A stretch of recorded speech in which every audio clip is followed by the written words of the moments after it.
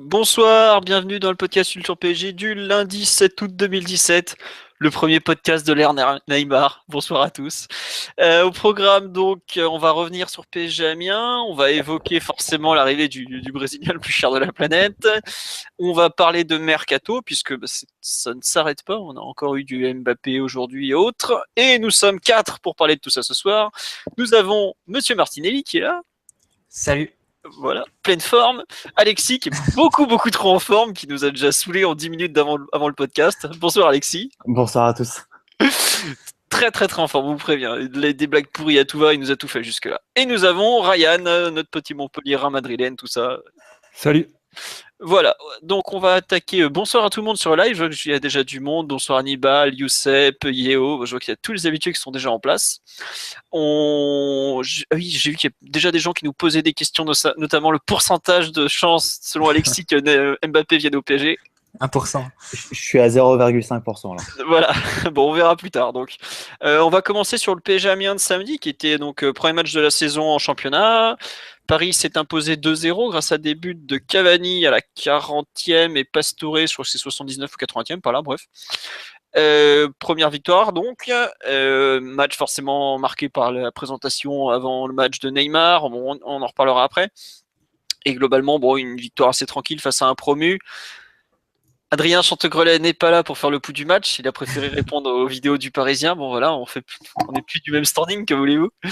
Et bon, bah, je pense que je vais me lancer. Donc, bon, allez, pas un bon match, mais un premier match très correct à domicile face à une équipe qui était venue pour défendre. Paris a su trouver la faille après avoir quand même pas mal raté. On marque à peu près au bon moment juste avant la mi-temps. Deuxième mi-temps, on aurait pu doubler la mise un peu plus vite et puis on se retrouve un peu comme des cons à l'orée du dernier quart d'heure. Est-ce qu'on attaque, est-ce qu'on n'attaque pas? Finalement, on met le 2-0. Bon, bah voilà, c'était plié. Il fallait gagner pour pas passer pour des idiots parce qu'après avoir présenté Neymar, ne pas gagner contre Amiens, premier match en Ligue 1 de son histoire et équipe très inexpérimentée, ça aurait fait tâche. Le travail a été fait, le parc était plein et c'est rare au mois d'août, c'est même très rare au mois d'août. Tout le monde était content, il y a eu pas mal de bonnes choses en général, pas malgré tout en général, on va en reparler. Euh, voilà, des débuts qu'il fallait faire, réussi mais pas trop. Si je devais faire une comparaison, il m'a rappelé un PSG Bastia il y a 2 ou 3 saisons. Pareil, mi-août, on gagne 2-0. Il y avait eu un but de Cavani, je crois que c'était Zlatan le premier. On avait fait le boulot en attendant d'avoir toutes les recrues. Bon, voilà. Ah oui, tiens, on nous dit que c'est vrai que l'arbitre n'a pas été glorieux. Il y avait quand même eu 2 pénaltys oubliés. Effectivement, le score aurait pu être beaucoup plus lourd pour Amiens et le gardien Gertner a été plutôt bon. Mais bon, voilà un peu mon pouls du match. Mathieu, Alexis ou Ryan, si vous voulez compléter. Pareil que toi, Philo, c'est un match, une entrée en matière assez tranquille. Tu l'as comparé au match de Bastia d'il y a 3 ans. On aurait pu le comparer aussi au match face au Gazélec il y a 2 ans qui s'était soldé sur un 2-0 là aussi. Oui, C'était un peu c'est le même vrai. type de match, vraiment géré. Le PSG a géré à sa main face à une équipe qui était très limitée. Je sais pas si Amiens a prévu de se renforcer ou quoi, mais c'est compliqué dès que ça passe la ligne médiane quand même pour eux. Bah, c'est surtout moi ce qui m'inquiète pour eux, excuse-moi je te coupe, c'est qu'ils avaient l'air satisfaits de leur match à l'issue de la rencontre. Enfin, Après, c'est évident que pour ne pas prendre de valise, mais bon. ouais, mais bon, C'est vrai que on a quand même au total, je pense pas loin de 10 occasions franches. Quand tu regardes bien, ils en ont pas une seule. Et ils s'estiment satisfaits. Bon, bah, enfin après, bon, c'est pas notre souci. On va les rejouer, je sais plus quand. Mais j'espère pour eux qu'ils vont se renforcer un peu s'ils espèrent rester en Ligue 1. Voilà, excuse-moi, c'était petit aparté non, Amiens. mais sinon, comme tu l'as dit, la première mi-temps était plutôt pas mal, j'ai trouvé, avec pas mal d'enchaînements des 1-2, des 1-2-3. C'était pas mal, notamment sur le côté droit. On avait mis quelques doutes ou quelques interrogations sur la complémentarité entre Alves, Verratti et Di Maria, mais il y a eu quelques bons enchaînements aussi avec Pastore qui revenait dans l'axe. Euh, pas mal de rythme sur la première mi-temps. Après, c'est vrai que ce qui est dommage, c'est d'avoir attendu aussi autant de temps pour marquer. Ça a été le gros problème sur la première mi-temps, vu les occasions, vu la facilité qu'on avait à entrer dans leurs 20-25 derniers mètres. Après, sur la deuxième mi-temps, c'est que là, le rythme est retombé. Je pense que c'est un peu le contre-coup de la préparation La et chaleur aussi. la chaleur aussi, puis l'effet gestion qu'on connaît de la part du PSG. Donc, deuxième mi-temps moins intéressante et avec moins de choses à relever. Mais sinon, dans l'ensemble, un match très tranquille et une bonne petite entrée en matière. Alors, attends, juste petit tour sur le live, il y a plein de gens qui sont arrivés. On dit heureusement on a joué à Amiens. Oui, oui, bah après, bon, la Ligue fait volontairement des calendriers assez accessibles pour les grosses équipes pour éviter de commencer par des chocs qui rimeraient à rien. Puisque, bon, bah, mettre deux équipes pas prêtes, on avait vu la semaine d'avant que ça donnait pas non plus un grand match. Le PSG Monaco était pas génial. Voilà, c'est assez logique d'avoir une équipe moyenne. Bon. Après, je sais, pour avoir vu Monaco, Toulouse et OM Dijon, bon, c'était pas. C'était pas simple à gérer ce genre de petit match. On nous dit qu'on a toujours le même souci d'efficacité pour le premier match de la saison, effectivement, c'est quelque chose qu'on a déjà vu. On nous demande est-ce que vu le potentiel offensif montré par Alves, Meunier est condamné au banc? Non, faut surtout pas faire des conclusions après un match comme ça, voilà, bon. Tiens, il y en a un qui est pas d'accord sur Amiens dit. On voit qu'Amiens a des bons joueurs quand ils joueront face à des concurrents directs, ils seront bien. Bah écoute, voilà, et c'est vrai qu'il y en a quelques-uns qui défendent Amiens pour un promu, ils ont bien résisté. Bon, on verra sur la durée effectivement ce que ça donne. Alexis, sur le match en général, qu'est-ce que tu en as pensé? Comme disait Marty, bon match de reprise. Effectivement, la première mi-temps était beaucoup plus agréable à suivre que la seconde.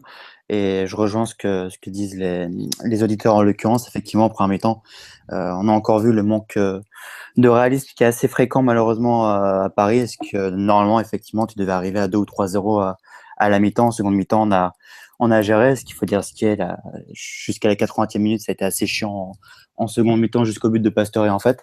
Donc voilà, bon match de reprise. C'est difficile de tirer des conclusions sur ce match-là. Sur Amiens, on peut pas tellement les tailler parce qu'il faut pas oublier qu'il y a un an, ils étaient encore en national. Donc pour eux, c'était déjà incroyable de se retrouver au Parc des Princes. On pourra toujours dire que l'adversaire était très faible, etc. Mais disons qu'on peut pas leur reprocher. Et sur Paris, pour conclure, en dehors du manque de réalisme, je trouve qu'on a toujours autant de mal à se projeter vite vers l'avant. Et ça aussi, je trouve que c'est un défaut qui est assez récurrent depuis l'ère Laurent Blanc, qui s'est poursuivi avec Emery, même si Emery a essayé de travailler là-dessus. Je trouve que c'est toujours aussi lent au niveau de la relance. Et face à des blocs comme celui d'Amiens, par exemple, bah forcément, ça se voit. Et ça fait qu'on se crée beaucoup moins d'occasions qu'on ne devrait s'en créer pourtant. Très bien. Bon, Ryan, on va pas te demander le pouls du match. On va juste passer sur les perfs individuels. On reviendra sur l'aspect un peu collectif. Il y a plein de gens qui nous parlent Bah, vous voulez commencer par l'aspect un peu collectif et puis on fera les perfs individuels après, vu qu'on est lancé? Bon, allez, faisons Ouais. ça. Allez. Qu'est-ce que vous en avez pensé un peu de cet aspect collectif, justement? Parce que je vois qu'il y a beaucoup de monde qui critique le milieu à 3 pour cette rencontre. Qui veut J'ai se vu dans lancer? les, j'ai vu dans les questions, dans les mentions sur le tweet, quand tu as annoncé le podcast, qu'il y avait des gens qui reprochaient pas mal à Emery l'utilisation du 4-3-3, mais c'est vrai que ça reste le meilleur moyen pour le PSG de bien faire circuler le ballon face à une équipe qui va se replier. Et on sait que Paris Saint-Germain affronte beaucoup d'équipes qui vont se replier. Donc, c'est une question de bien se préparer pour la phase de possession. Le triangle au milieu de terrain, on est dans la continuité de ce qu'on a vu en fin de saison dernière, à savoir beaucoup de permutations entre Rabiot, Verratti et Mota. C'est-à-dire que Mota joue plus comme une sentinelle fixe comme ça pouvait être le cas il y a 1 an ou 2 ans. On voit vraiment des permutations, on va dire, dans le flot de mouvement des joueurs. Ils changent constamment de poste les uns les autres. Et donc, après, c'est la nature de ces joueurs-là qui fait que ça manque de tranchant. Je pense que ce n'est pas vraiment la formation en elle-même. Parce que même quand il y a Pastore qui joue au milieu de terrain, par exemple, il y a un peu le même problème. Donc, c'est pas. Je veux dire, c'est quand on a autant de joueurs qui sont plus confortables derrière le ballon qu'entre les lignes et qui sont plus impliqués dans les premières passes que dans le déséquilibre dans les derniers mètres, il y a forcément des difficultés pour créer des occasions. Après, sur cette première mi-temps-là, on a quand même vu Paris créer des situations intéressantes et arriver à faire des dernières passes dans les 20 derniers mètres, voire dans la surface, quand Amiens était déjà déséquilibré et quand la défense était déjà un petit peu aux abois. Donc, globalement, je ne pense pas que le système était un problème sur ce match-là. Au contraire, ça a permis quand même à Paris de garder la possession du ballon et de ne pas trop souffrir en phase de contre. Donc toi, paradoxalement, alors que tout le monde veut la fin du 4-3, tu trouves que sur ce match, il est plutôt bon, quoi. Enfin, au moins Ouais, efficient, quoi. en plus, il y a un problème, il y a une question aussi par rapport au système de jeu, et je pense que Mathieu il sera d'accord aussi avec ça, c'est que quand on joue en 4-2-3-1, c'est en général pour maximiser un petit peu l'utilisation du joueur qu'il y a dans l'axe. Donc, en l'occurrence, là, ça voudrait dire utiliser des ailiers qui vont coller la ligne de touche, ou du moins qui vont offrir une certaine largeur pour permettre justement aux joueurs qui sont à l'intérieur, ou au numéro 10 qui est à l'intérieur, de pouvoir faire la différence. Mais compte tenu des options qu'il avait sur ce match, pas sûr que Emery avait forcément les outils pour faire ça. Et puis il y a également une autre question qui, à mon avis, est encore plus importante, c'est que utiliser le 4-2-3-1 et repositionner Di Maria du côté droit au côté gauche, c'est un peu limiter son meilleur joueur du secteur offensif en attendant l'arrivée de Neymar. Donc c'est pas forcément le meilleur moyen pour la victoire, je pense. Après, enfin, ce qui est un peu inquiétant, je trouve, malgré tout, c'est que bon, là, moi je te rejoins sur le milieu à 3 qui a été plutôt. Bah, on concède presque rien, on se crée pas mal d'occasions malgré tout. Bon, c'est sûr qu'on ça a un peu manqué d'intensité, mais c'est aussi lié à la préparation. Mais c'est surtout que c'est avec nos 3 titulaires là qu'on joue le match quand même. Aujourd'hui, les 3 titulaires en début de saison au milieu, c'est clairement Rabiot, Mota, Matuidi, Verratti, pardon. Et est-ce qu'on va pouvoir continuer avec ce système-là? C'est aussi une question qui se pose un peu malgré tout quand même, je trouve.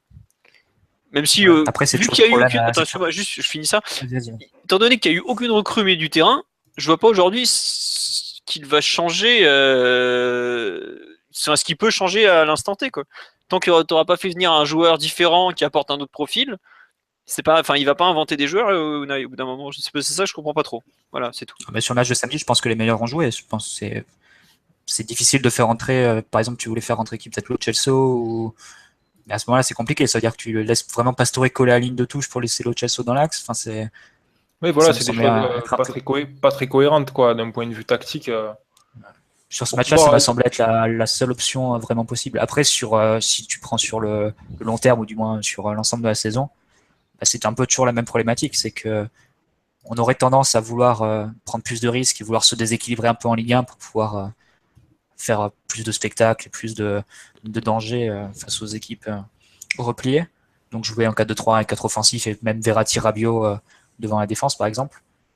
Mais ça, tu sais très bien que si tu prépares ce type de jeu-là, c'est pas du tout possible de faire ça en Europe et dans des matchs où l'intensité est forte et où le niveau de l'adversaire est fort. Donc c'est un peu la contradiction dans laquelle on est depuis le début du projet quasiment. C'est le fait que le modèle de jeu qu'on serait tenté d'adopter en Ligue 1 pour faire différence face au bloc renforcé n'est pas du tout viable en Europe. Donc moi je comprends aussi qu'Emery veuille pour la continuité de son équipe, veuille travailler sur un modèle de jeu stable et qui soit valable à la fois en Europe et en Ligue 1. Après, c'est vrai qu'il y a des pièces qui sont pas forcément au top de leur forme, que ce soit pour Mota et Verratti qui sont pas encore à leur 100%. C'est possible aussi qu'il y ait une recrue au milieu d'ici la fin du mercato. Bon, je pense qu'il faut pas non plus tirer trop d'enseignements là-dessus et je pense pas que ce soit non plus une question de. Enfin, j'ai un peu du mal avec la sévérité des avis et notamment la volonté de tout changer. Notamment sur le plan du système après ce match-là, personnellement. On a déjà vu des matchs un peu assez pires la saison passée. Bah, surtout dans ce système-là, dans cette configuration-là, je sais que on a eu le débat avec Amzien à la mi-temps, et il trouvait qu'on n'était pas terrible et tout. Enfin, je sais pas, on a rarement eu des mi-temps avec 12 ou 13 tirs, pas mal d'occasions franches et tout ça.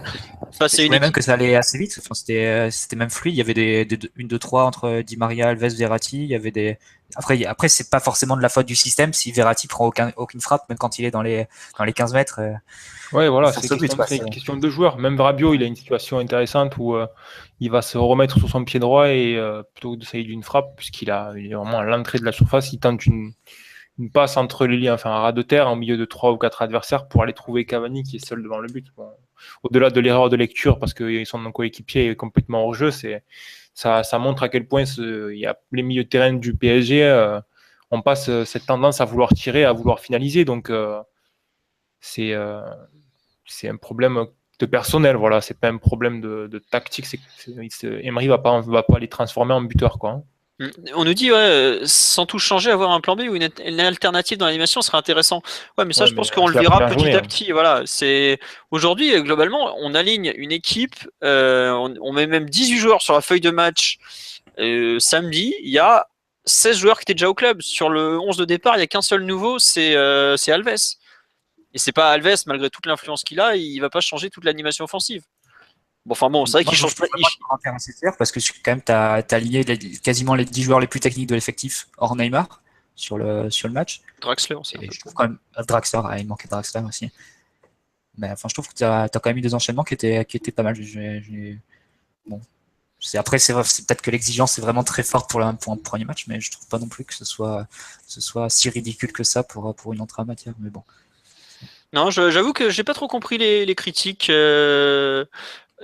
le match. Et surtout qu'en plus, au-delà du fait que le PSG a créé pas mal d'occasions intéressantes en première mi-temps, ils ont quand même concédé très peu, quoi. C'est-à-dire que il y a l'équilibre offensif-défensif qui est excellent, hein. Beaucoup d'occasions créées et quasiment rien concédé, parce que finalement, Amiens finit le match avec 3 frappes dans la surface. Et il y en a, sur les 3, il y en a 2 qui interviennent après la 65e minute. Bah, sur la première mi-temps, là, je crois qu'ils font qu'une frappe, c'est l'espèce de drop le truc aux 30 mètres qui est complètement dévissé parce que voilà. Mais Ah oui, bon. il y a une frappe aussi sur un centre, il me semble. Ouais. De la tête. Mais enfin voilà, c'est 2 occasions en 45 minutes, donc ça montre que le PSG concède également très peu, quoi. Par contre, je vous rappelle, je suis retourné voir l'année dernière le premier match à la maison, c'est PSG-Metz. L'homme du match, c'était Kevin Trapp. Je sais pas si vous vous rappelez. Et on avait concédé Si, mais énormément d'occasions. c'était un match où on avait énormément eu d'occasions, où Cavani avait fait un match. Enfin, il y avait même une vidéo qui a été faite sur tous ses ratés. Mais bon, ça aurait pu. Ça finit à 3-0, mais le score normal, c'est 7-4. Hein. C'était vraiment un match où le PSG avait été une passoire en transition. Ouais. Mais en fait, je pense qu'on est typiquement, enfin, quelque part, il va peut-être déjà falloir s'adapter à ça dans une différence de lecture entre ce que les supporters attendent, à savoir un jeu très offensif. Bon voilà, en attaque, on a du monde, jouer, allez, limite au 4-2-4 ou presque. Et ce qu'Emery cherche, à savoir l'équilibre absolu entre attaque et défense, à savoir concéder le moins possible tout en ayant le plus d'occasions possible. Et malheureusement, je pense que le 4-3-3 qu'on a vu là, il lui a plutôt donné satisfaction. Très, très peu de choses concédées, beaucoup d'occasions franches malgré tout, même si c'est vrai que bon, Amiens était quand même limité en termes de qualité individuelle. Mais je suis pas sûr que lui, il ait une vision négative du match. Au contraire, je pense que cet équilibre entre les deux phases de jeu lui convient très bien. Et après, il fera des ajustements petit à petit pour inclure des joueurs. Après, ça va Mais certainement changer avec Neymar aussi, hein. voilà, Neymar, Il va il bouscule bouleverser une équipe. tout Voilà. l'écosystème de l'équipe. Donc, C'est parce que je repense à un truc, par exemple, les 20 premières minutes, le jeu du PSG, pardon, on doit jouer sur 40 mètres côté droit. Même pas. Même Pastore venait chercher les ballons à droite tellement on jouait tout le temps là. Si Neymar est aligné à la place de Pastore, donc plus ou moins ailier gauche, hein, ça a quand même ouais. pas grand chose d'un poste d'ailier gauche, la répartition des attaques sur la largeur, elle va forcément changer. Ton meilleur joueur, tu l'alimentes. C'est logique. Et puis lui, il viendra chercher la balle, hein, en plus. Cela dit, il y a une vraie question là-dessus. Bon, on en parlera dans l'article que je suis en train de préparer là. Mais c'est vrai qu'il y a 3 joueurs à droite qui polarisent énormément le ballon. Daniel Alves, Verratti et Di Maria sont dans leur rôle, dans leur poste, quoi, hein, latéral, milieu de terrain et milieu offensif, sont 3 joueurs qui touchent énormément de ballons, énormément, qui participent beaucoup, qui viennent le chercher très bas sur le terrain en fonction de leur position. Donc il y a un triangle qui va accaparer la balle, qui va se former ici, c'est évident. Ça va être intéressant de voir qu'est-ce que Emery fait justement pour pas que le joueur qui se trouve côté opposé soit trop isolé. Bah, c'est un peu ce qu'avait coulé à l'époque où il y avait encore Blanc. C'est ce qu'avait perdu petit à petit Cavani, c'est qu'il touchait jamais la balle et quand il la touchait, c'était Matuidi et tout ça qui lui filait par exemple. Rééquilibrer le jeu du PSG, ça va être un des gros enjeux de l'arrivée de Neymar. Hein. Enfin, le rééquilibrer sur l'argent. Tu peux imaginer quelque chose qui consisterait à construire vraiment sur le côté droit et puis après renverser du côté opposé vers Neymar qui jouerait à ce moment-là des 1 contre 1 en situation assez favorable, ce que Cavani pouvait pas du tout faire sous Blanc à l'époque, vu qu'il n'a pas la capacité de débordement et de création, de dribble, de but qu'a Neymar, évidemment. Ouais. Alexis, sur cette première tactique et collective, qu'est-ce que tu as rajouté ou pas d'ailleurs? Bah, en fait, par rapport aux critiques, parce qu'effectivement, j'en ai lu pas mal aussi comme tout le monde. Je pense que surtout les gens, ils ont en tête la saison passée, qu'effectivement, tirer des conclusions sur ce match-là où sincèrement, t'avais pas d'adversaire, enfin, en tout cas, pas d'adversité, ça a pas beaucoup de sens. Mais je pense que les gens font surtout allusion à ce qui s'est passé la saison passée. Et quand tu es en train de parler d'équilibre philo, bah, en fait, la saison passée, on n'en a jamais eu cet équilibre. Quand on a explosé à Nice, on a explosé à Monaco, on a explosé à Barcelone. Et donc, c'est pour ça que je pense que les gens sont assez critiques, parce que souvent, le PSG donne l'impression, en tout cas au parc, face au gros bloc, de ronronner, ou en tout cas de pouvoir faire beaucoup plus. Effectivement, c'est excessif parce que à l'arrivée, le PSG, comme disait Ryan tout à l'heure, Amiens, ils n'ont pas fait une frappe du match. Tu t'es baladé pendant tout le match, ça peut faire 3-0 à la mi-temps. Mais je dirais que c'est un petit peu aussi le revers de la médaille du projet. Comme le but de QSI, c'est de faire tout le temps rêver. On l'a vu avec Neymar. Là on parle éventuellement de Mbappé, enfin, on en parlera après. Mais à force de tout lier sur la notion de spectacle, finalement, je pense que beaucoup de supporters perdent aussi le sens de la raison. Et si tu gagnes pas tous tes matchs 5-0 avec une frappe toutes les 2 minutes, ils ont l'impression de s'embêter ou de trouver le match un petit peu moyen, un petit peu pénible, un petit peu comme ce qui s'est passé contre Amiens durant la seconde mi-temps. Et ça, je pense que ça va pas être évident pour Emery à gérer, encore moins avec l'arrivée de Neymar et encore plus avec le retour de la Ligue des Champions. Je pense que ça va vraiment être ce défi de trouver cet équilibre entre la notion de spectacle, de toujours se créer des occasions, de toujours être attiré vers l'avant et puis garder cet équilibre, surtout en Ligue des Champions. Sachant qu'en Ligue des Champions, c'est vraiment l'équilibre et le contrôle qui t'emmènent loin. Et c'est à la fin, c'est le talent individuel qui va te débloquer. Mais la base de la base, c'est d'avoir le contrôle et l'équilibre sur les matchs. Et donc ça, effectivement, c'est le chantier prioritaire pour Emery pour cette saison, sachant que l'an dernier, comme tu l'as dit, Alexis, on n'a jamais eu cet équilibre entre être dangereux sans se découvrir derrière et sur les contres. Donc, on l'a eu sur quelques bouts de match. On l'a eu sur quelques matchs très réussis et dans des contextes comme Monaco en finale Coupe de la Ligue, comme Barcelone, etc. Mais il y a eu des matchs contraire où c'était soit trop déséquilibré avec des contre-attaques adverses très dangereuses, type le match face à Lyon, soit un jeu lénifiant et pas assez de danger, malgré un contrôle total sur le match, comme Nancy ou Toulouse. Nancy ou Toulouse, par exemple. Ouais, bon. Juste, on dit, donc Emery est satisfait des 4-3 avec Mota en sentinelle. On ne sait pas exactement ce qu'on a dit, c'est que l'impression générale, générée par les 10 joueurs de champ plus le gardien, c'est qu'on avait eu beaucoup d'occasions, enfin un nombre peut-être pas beaucoup, mais un nombre non négligeable, et on avait peu concédé. À partir de là, c'est pas une question de joueur pas joueur, c'est un équilibre collectif. Donc voilà. On nous dit oui, c'est heureusement qu'on est dur quand c'est contre Amiens. Ben oui, après nous on juge le match contre Amiens. Évidemment que si on fait un match contre Lille, qu'on a 3 occasions pour et 5 contre, tu auras déjà atteint les limites de ton système. Et effectivement, ça serait une erreur. Mais là, tu peux pas. C'est dur de critiquer un match où t'as pas concédé grand chose malgré tout, en étant pas vraiment prêt physiquement, avec des joueurs qui sont pas prêts du tout. Voilà, il y a la plupart des joueurs sur le terrain, ceux qui étaient vraiment en forme, à part Pastore, franchement, les autres, c'était pas la folie. Ici, Alves était déjà bien affûté, mais en attaque, Cavani, il a fait c'est son deuxième match, pardon. Di Maria, il a même pas joué le Trophée des Champions, c'était sa première rencontre officielle. Il faut aussi prendre en compte cet état de forme, quoi. Mota, il a du mal à digérer les préparations, voilà, bon. Ça reste une première journée de championnat contre un adversaire promu qui vient avec un repli défensif on va dire, fort. C'est vraiment... à 5-4 ans, ouais, c'était... C'est quand même... voilà, après, c'est typiquement le genre d'opposition que le PSG a rencontré la saison dernière, sur les 6 premiers mois de compétition, des replis défensifs, encore et encore et encore, donc... l'équipe y est préparée et au final, la conclusion après ce match pour Emery, elle est forcément positive. Quand tu concèdes très peu, voire rien, et que tu as créé de quoi marquer 3, 4, voire peut-être 5 buts, bon, première journée de championnat, c'est dur d'être plus exigeant que ça. Hein. Après, je pense qu'à terme, c'est possible aussi qu'il y ait une certaine pression venue d'en haut qui lui demande de proposer plus en termes de jeu, d'offensive et tout ça, quoi. Mais pour ça, il faut qu'il commence à intégrer Neymar et il n'a même pas joué son premier match, donc... Bah ouais, les Espagnols, ils font chier. Non, mais bon. Non, mais cette notion de spectacle, c'est vrai. Tu te rappelles, enfin, on se rappelle tous des critiques qu'il y avait sur Ancelotti à l'époque, où même après une victoire 4-0 au parc face à 3, ça lui reprochait le jeu, parce qu'effectivement, l'un des 4 buts avait été marqué sur une contre-attaque. Donc, on est un peu dans une folie un peu en réclamant que tout soit spectacle et que forcément, quand un adversaire modeste se déplace au parc, ils doivent repartir avec 6-0 et 80% de possession pour Paris et 15 frappes cadrées. Donc c'est peut-être une perte un peu de raison, comme l'a dit Alexis.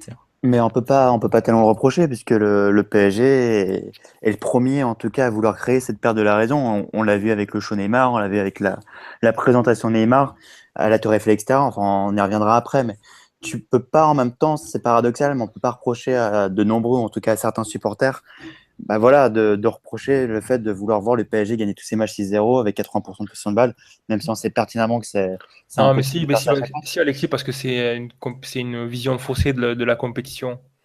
c'est sûr qu'aujourd'hui, le PSG a un avantage d'un point de vue structurel et financier qui fait que il va affronter tous les matchs du championnat en situation de supériorité, au moins d'un point de vue effectif. Et Oui, ça au reste, moins. ça reste de la compétition, ça reste un contexte difficile qu'il faut préparer chaque semaine, avec la préparation, avec un adversaire qui également se prépare pour te mettre des bâtons dans les roues. Qui fait le match de l'année? Ouais, qui, honnêtement, c'est tout ce qui est vision du style il faut gagner chaque match 3 ou 4-0 et dérouler sur tout le monde, ça correspond pas à la réalité de n'importe quelle équipe, quoi. Je veux dire, même le grand Barça de Guardiola, il a eu des coups d'arrêt, des équipes qui lui ont mis des bâtons dans les roues, et la Non, compétition, c'est pas ça, quoi. j'en suis bien conscient, j'en suis le premier à en être conscient, mais je te dis ça dans le sens, à partir du moment où le projet QSI, c'est d'être déraisonnable et de faire des folies comme ce qui est en train de se passer avec le cas Neymar et créer tout un énorme show autour, tout un spectacle autour qui a été très bien fait d'ailleurs, tu peux pas reprocher ensuite à certains supporters bah, voilà, de ne plus avoir, entre guillemets, la notion, le sens des réalités. Et ça aussi, je le répète, ça va pas être facile à gérer pour Emery parce que nous, effectivement, on a du recul, on est loin d'être les seuls. On sait très bien qu'on peut pas gagner tous les matchs 5-0 et qu'en foot, c'est impossible, quelle que soit la grande équipe que tu es. Maintenant, l'arrivée de Neymar en particulier, et je parle même pas des autres recrues, ça a créé une telle attente, un tel enthousiasme, avec toujours cette notion axée sur le spectacle. Bah, tout ça, ça fait que bah, voilà, les gens, parfois, on perd le sens de la raison, on va dire ça comme ça. Bah, le sens de la raison, on va vite le retrouver quand il va falloir batailler dans l'enfer du Roudourou dans quelques jours. Ah, Je peux vous dire que dans le top 3 Quand des Marcus Coco va stades s'échapper avec redoutés, t'as le Bernabéu, le Camp Nou et le Roudourou, quoi. Ah, mais quand Marcus Coco va s'échapper dans le dos d'Alves avec de l'espace sur 30 mètres pour courir, on va pas être serein. Ça va être un brutal retour à la réalité. C'est pour ça que je sèche le podcast la semaine prochaine parce que je veux pas voir ça. Non, bon, pour finir sur le match, quelques performances individuelles que vous avez voulu retenir sur cette partie. Qui veut se lancer pour commencer? On est pas, enfin, on peut faire vite, hein, parce que bon, y a pas Daniel Alves, encore une fois. Vas-y, dis-nous ton petit coup de cœur. J'ai déjà créé tout mon amour pour Daniel Alves après le premier match contre Monaco. Et donc, j'ai recommencé à créer tout mon amour pour Daniel Alves après ce second match, encore une fois réussi contre Amiens. Parce que Daniel Alves, on en parle beaucoup en dehors des terrains, parce il fait toujours son show en conférence de presse, où d'ailleurs il dit toujours des choses intéressantes au passage, ce qui est rare de nos jours. Toutes ces vidéos sur Internet, etc. Mais il faut pas oublier. Tu parles de la vidéo du jour où il fait le guignol avec sa copine. Par exemple. Ah ouais. Il paraît qu'il en fait beaucoup d'autres. Je n'ai pas eu encore la joie et le bonheur de pouvoir voir. Toujours est-il que voilà, c'est surtout avant tout un super joueur qui va énormément apporter. La preuve en est, je sais qu'il y a pas mal de fans de Serge Aurier. Je pense qu'aujourd'hui, tout le monde a oublié que Serge Aurier était le titulaire du PSG à ce poste-là l'année dernière. Ça en dit long, alors que Daniel Alves a joué à peine de matchs. Il est devenu indispensable et pour son poste et pour l'organisation du jeu offensif du PSG. Et je le répète, son transfert est passé assez inaperçu, forcément, avec l'arrivée du tsunami Neymar. Mais pour moi, Daniel Alves, c'est pas loin d'être un des meilleurs coups, je dis bien, d'Europe sur ce mercato. Et je pense qu'au fur et à mesure, on s'en rendra compte parce que c'est vraiment le PSG a vraiment signé un super joueur, même s'il a 35 ans. Bon, juste, je te mets en pause 2 secondes, Alexis. Je fais un petit tour sur la. Je me demande pourquoi Mota sorti à 67e, parce qu'il était cuit, tout simplement. La raison de l'absence de Lucas, il y a 2 versions qui tournent. La première, il est un peu mis de côté parce que le PSG veut qu'il parte. La deuxième, il y a des petits soucis physiques. Honnêtement, j'ai les 2 échos, donc je suis incapable de dire. Pourtant, il faisait les entraînements normalement, il semble, non? Visiblement pas totalement. Bon. C'est vraiment louche ce qui se passe autour de Lucas. Ouais. Il y a voilà, t'as un fan comme toi qui dit Daniel Alves taille patron. On nous dit Verratti vraiment dans le dur, Cavani, blablabla. Enfin bon, après le reste c'est plus des remarques sur tous les joueurs. Mathieu, Ryan, vous voulez parler de qui vous? Juste sur Alves, rajouter un petit truc, c'est Ryan l'avait soulevé, c'était, je crois que c'était dans un commentaire, pas sur le live précisément, mais notamment sur la répartition des positions et des mouvements entre Di Maria, Verratti et Alves. On a quand même eu sur ce match-là parfois Di Maria vraiment collé à la ligne et Alves qui revenait dans l'axe faire des appels justement axiaux dans la surface. Ouais. C'était donc il y a quand même quelque chose qui commence à se mettre un peu en place. Et enfin, il y a eu une certaine variété des permutations entre les deux. Tantôt c'était Alves qui prenait le couloir et tantôt c'était Di Maria qui était collé à la ligne. Ouais, ça paraît logique parce que Dans la mesure où ils ont tous une tendance à aller à l'intérieur, ben, tu penses qu'ils vont tous un petit peu passer par la phase où ils sont obligés de donner de la largeur, entre guillemets, pour permettre de libérer le coéquipier, quoi. Donc il y aura peut-être une forme d'alternance. Je pense pas qu'il y aura un joueur attitré qui va s'y coltiner pour libérer l'autre. Dans la mesure où Emery il encourage les joueurs à permuter, c'est ce qui devrait se passer. Sur la première mi-temps, c'était assez fluide, j'ai trouvé. Ça se répartissait plutôt bien. Et le côté droit a bien après, c'est fonctionné. évidemment à travailler, à perfectionner, etc. Mais... Sur un joueur en particulier, vous voulez revenir ou pas? Di Maria, qui fait pour moi un très très bon match. Vas-y. Qui a toujours aussi participatif, qui est venu à la fois chercher le ballon très bas sur le terrain, qui a attaqué les espaces, qui en première mi-temps a fait plus d'appels dans la profondeur que Cavani, me semble. Et bon, ça montre un petit peu à quel point c'est un joueur d'une grande personnalité qui participe beaucoup. Je crois qu'il touche presque autant de ballons que Rabiot sur le match, sachant qu'il joue milieu offensif. Même ailier. Ouais, voilà, ça montre à quel point c'est un joueur très très participatif. Et je crois que c'est également le joueur qui fait plus de passes clés sur le match. Donc voilà, on est Di Maria à droite, on est sur un joueur qui est très présent, qui déséquilibre beaucoup, qui va être une source de solutions quand il y aura des problèmes de relance, qui est aussi capable d'attaquer un peu la profondeur, même si ça n'a rien donné sur ce match. Vraiment un match qui montre un petit peu l'étendue de talent de ce joueur. Et bon, je pense que pour aller le plus loin possible cette saison, le PSG aura vraiment besoin du meilleur Di Maria possible. Tiens, on lui reproche sa finition. Ouais. C'est un peu son défaut, quoi. C'est quand il arrive face au but, il préfère faire un piqué plutôt que. Si Di Maria était capable de mettre 25 ou 30 buts dans la saison, ça ne serait jamais parti du Real. Oui, voilà, entre autres. Non, pour te répondre, il a touché 88 ballons. Donc Rabiot était à 101, mais Rabiot il finit devant la défense où il a gonflé ses stats en fin de rencontre. Ouais, non, mais puis c'est une dizaine de ballons sur 90 minutes, quoi. Ouais, non, c'est bien. C'est beaucoup, c'est énorme. C'est un ballon par minute, ouais. C'est pas mal. Non, moi je voudrais juste revenir sur le match de Pastore que je suis pas un grand fan de Pastore comme vous le savez, mais je l'ai trouvé vraiment très bon, très disponible, techniquement fluide, belle capacité à accélérer le jeu, à la buteur, mais aussi passeur. J'avoue que je l'avais pas vu, je pense, aussi bon depuis peut-être PSG Lyon il y a quoi? Il y a 4 mois, 5 mois par là. Bonne sensation sur le plan physique. Ouais, je suis d'accord avec toi, il a vraiment une belle allure. Autant des fois, l'an dernier, on a parfois senti un joueur qui avait peur. Je sais pas si vous vous rappelez l'entrée contre Nantes, où ça dure 10 minutes et il a peur d'aller au duel. Autant là, il y avait vraiment un joueur prêt physiquement, affûté. Et j'ai vraiment envie de voir l'utilisation qui va être faite de Pastore cette année. Parce que c'est un joueur vraiment à part dans l'effectif.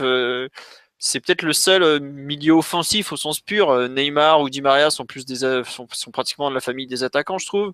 Il a un profil à part et je me demande vraiment ce qu'on va en faire. Je trouve que ce genre de match lui apporte de la crédibilité vis-à-vis des autres joueurs et vis-à-vis un peu du coach aussi, parce que on sait très bien qu'on peut pas trop le compter dans les titulaires ni dans les remplaçants parce qu'il y a toujours l'interrogation sur son physique. Et on peut prendre le problème par tous les bouts. C'est quand même un mec qui sort 2 saisons d'affilée à 20 matchs à tout péter, quoi. Enfin, voilà.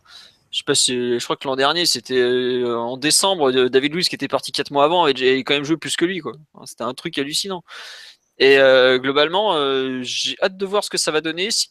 Qu'on change de système, qu'on reste dans ce 4-3-3, c'est un de ceux qui peut briguer pratiquement 4 postes, savoir l'ailier gauche, enfin faux ailier gauche comme là. Emery a parlé de lui comme étant capable de jouer à droite ou dans l'axe. Bon, à droite, j'attends de voir. Il a déjà fait son Ancelotti. Voilà, mais bon, c'était pas. De mémoire, son Ancelotti c'était milieu droit dans un 4-4-2, mais c'était. Voilà, ouais. Bah, tu sais, là, si tu joues avec Cavani et Mbappé comme c'est possible, est-ce qu'on va pas retrouver un système de genre là? Faudra voir. Hein. Honnêtement, je trouve que c'est un de ceux qui a. Bon, forcément, pour moi, c'est le meilleur joueur du match samedi, donc c'est un de ceux qui a forcément le plus tiré son épingle du jeu. Mais à voir ce que ça va donner, à voir comment il va pouvoir confirmer et dans quelle partie du jeu il va pouvoir gratter du temps de jeu. Et contrairement. Enfin, cette année, on va quand même avoir des feuilles de match où ça va être tendu d'être dans les 18. Et ne serait-ce que sa polyvalence, je pense que ça peut lui permettre au moins d'être sûr d'être dans les 18 et c'est pas gagné pour tout le monde. Je pense à un mec comme Lucas, par exemple, risque d'en pâtir ou ce genre de joueur. Mais en Bon, fait, Guedes, oui, c'est une question de niveau plutôt, mais bon. la clé pour Pastore, en dehors de sa polyvalence, notamment pouvoir jouer dans un milieu à 3, ça va être de savoir si Draxler ou Di Maria, et d'ailleurs les deux, restent. Ce que je pense personnellement, mais ça c'est vraiment juste un avis comme ça. Parce qu'à partir du moment où Neymar sera forcément intouchable à gauche, puisqu'on peut imaginer qu'Emery va le lancer sur son fameux côté gauche, Pastore, finalement, il lui reste qu'une place dans l'axe. Tu ne mets pas dans le milieu à 3 qui sont intouchables avec Mota, Verratti et Rabiot. Et là, si Di Maria et Draxler restent, ils risquent pas mal de se marcher dessus, hein. Enfin, je sais pas ce que vous en pensez, mais ça, tu risques d'avoir un sacré embouteillage dans l'axe, en tout cas. C'est la concurrence. Mais, non, mais après, Pastore, je pense qu'il peut jouer aussi dans un milieu à 3. Il peut jouer relayeur droit ou gauche. Il a déjà fait sous Blanc plusieurs fois. Mais non, c'est vrai qu'il a fait un bon match. Il a fait un bon match ce week-end. Seconde mi-temps, je trouve, surtout. Surtout seconde mi-temps. Est-ce que j'allais dire Di Maria, surtout la première et Ouais, surtout la seconde, j'ai trouvé. tout à fait, ouais. C'est Après, peut-être le résumé un peu de l'état physique des deux. C'est peut-être Di Maria et surtout du gaz. Comme il gère un peu moins ses efforts, il a surtout du gaz pour commencer et un peu moins pour finir. Et Pastore, qui plus près physiquement, peut durer davantage dans le match. Mais ouais, surtout sur les situations, toujours ces situations-là où il y a de l'espace à attaquer et où il peut conduire le ballon sur les situations de contre. Je trouve qu'il fait quasiment systématiquement le bon choix. Donc c'est toujours sur ces situations-là. Il y en a eu 2-3 sur la deuxième période où il est vraiment le plus efficace. Et il a pu se mettre en valeur, notamment avec une passe que Cavani a bien goiffré sur la fin de match. Mais ouais, sinon un bon match. On nous demande, tiens, est-ce que Emery a déjà testé Pastore au milieu? Bah, il me semble que oui, sur l'année Il a passée. déjà joué à l'intérieur relieur gauche face à Nancy, par exemple. Ouais. Avec Rikoviak et Verratti. Plusieurs fois, il a aussi joué numéro 10 dans un 4-3. Donc... Après, est-ce qu'il va le retenter un cran plus bas? À voir. Bon. Tiens, on nous demande si c'est vrai l'énorme offre refusée du PSG pour Pastore. Ça, c'est invérifiable. Après, entre ce qu'un agent annonce et ce qui se passe réellement, il y a toujours. Il va pas dire qu'il n'y a pas eu d'offre, hein. Dans tous les cas, il a toujours intérêt à dire qu'il y a des offres. Bon. Globalement, c'est un peu dur à savoir ce genre de choses. Voilà. Et on nous demande, vous pensez que Mota sera titulaire cette saison? Bah, si personne n'arrive au milieu de terrain, c'est pas Krikoviak qui va l'empêcher d'être titulaire, hein. Aujourd'hui, surtout si les noms actuels qui sont cités arrivent au milieu de terrain, bah ouais, Mota sera toujours titulaire, oui, effectivement. Si c'est Danilo qui arrive, je pense qu'au bout d'un mois, on se retrouvera avec le même milieu. Bah ouais, parce que Verratti qui ne voudra pas faire de passe à Danilo et Mota qui sera prolongé en fin de saison, comme ce qui est le cas depuis 3 ans. Mais... le truc, c'est qu'aujourd'hui, Rabiot refuse de jouer. Enfin, il veut pas trop jouer en sentinelle. Il l'a dit, bon, assez clairement, même plusieurs fois, que lui, il voulait jouer. Comment ça s'appelle? Il voulait jouer relayeur, tout ça. Pour l'instant, il n'y a pas une seule recrue qui est arrivée au poste de sentinelle. Bon, bah, je pense qu'il sera encore titulaire la semaine prochaine. Et peut-être même probablement contre Toulouse, voire contre Saint-Etienne. Il est vice-capitaine, hein, faut pas croire qu'il va sortir de l'équipe comme ça en 2 temps 3 mouvements, hein. Même si je pense que s'il voit qu'il est trop juste physiquement, il le sortira parce que bah, c'est ce qu'il a fait pour Maxwell l'an dernier notamment. Mais bon, ça sera pas un joueur simple à sortir, Mota, faut pas croire. Danilo, c'est comment techniquement? Porter du principe que c'est moins bon que Thiago Motta déjà. Voilà, c'est un peu le souci. C'est pas pour en avoir beaucoup parlé avec les nombreux supporters portugais de France. Techniquement, par exemple, William Carvalho, qui est un peu le concurrent à ce poste en sélection, est meilleur. Bon, voilà. Ça, c'est pas très flatteur. C'est pas super flatteur, voilà. Bon. Donc c'est pas normal. Danilo est connu pour son énorme abattage défensif, mais pas spécialement pour sa qualité de passe ou sa finesse technique. Après, bon, il est peut-être un peu plus affûté que Krikoviak, mais c'est clairement pas du niveau d'un Mota aujourd'hui, quoi. Enfin bon, voilà. Je pense qu'on a tout dit sur ce PSG Amiens, à moins que vous vouliez rajouter quelque chose. Allez hop, c'est bon, c'est terminé. Il fallait répondre plus vite. On va passer au deuxième thème de l'émission, à savoir l'arrivée de l'ami Neymar. Les premiers pas à Paris, donc le PSG a officialisé cette arrivée jeudi dernier. Vendredi, il est arrivé enfin sur Paris. Présentation au Parc des Princes, l'auditorium complètement plein, on n'avait jamais vu ça. On a eu ensuite le samedi présentation au public du Parc des Princes. On avait rarement vu ça aussi, il faut quand même le dire. La Tour Eiffel, tout ça. Qu'est-ce que vous en pensez un peu de l'espèce de folie actuelle autour de Neymar? Qui veut se lancer sur ce thème, la folie un peu autour de lui, le PSG, tout ça? C'est une folie qui est corrélée un peu à l'attente et aux expectatives qu'il y a à la suite de son transfert. C'est pas un transfert comme un autre, on a pu s'en rendre compte. Et je pense que la folie et l'attente, les attentes sont d'autant plus grandes que Paris sort d'une saison vraiment mitigée, pour être un deux euphémismes de dire ça. Vraiment médiocre, et il arrive dans une situation où c'est lui qui redonne sourire à un club qui depuis 12 mois avait vécu beaucoup d'événements moroses. Et pour moi, elle s'explique d'abord par là, la folie et l'attente et l'environnement un peu enthousiaste autour de l'arrivée de Neymar. Il redonne vraiment beaucoup d'enthousiasme à l'environnement du club, et c'est d'abord comme ça que j'interprète cette folie. Ok. Comment il s'appelle? Alexis, toi qui étais au parc, tout fou, non? Comme tous les autres? Bah non, parce que je suis arrivé en retard. Enfin, je suis arrivé à 17h, un Quel quart gros d'heure avant le match. tocard. Bah non, pour des raisons professionnelles, malheureusement, je pouvais pas me lever avant, c'est comme ça.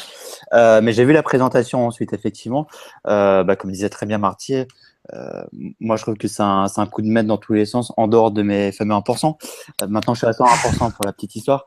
Non, c'est un coup de maître, puisque finalement, l'année dernière, en dehors du fait que les résultats avaient été très décevants avec le fameux drame de Barcelone, le fait que tu n'étais pas champion après 4 titres consécutifs, etc., on avait l'impression que le projet était en train de perdre de sa magie, était en train de perdre de son ambition, et finalement, à l'arrivée, on pouvait pas rêver un meilleur coup, en tout cas médiatique, même sportif, parce que je vois pas quel joueur a été meilleur disponible sur le mercato que Neymar. Donc c'est un coup de main dans tous les sens, et c'est super que le PSG l'ait fêté comme ça, y compris le petit clin d'œil avec la Tour Eiffel.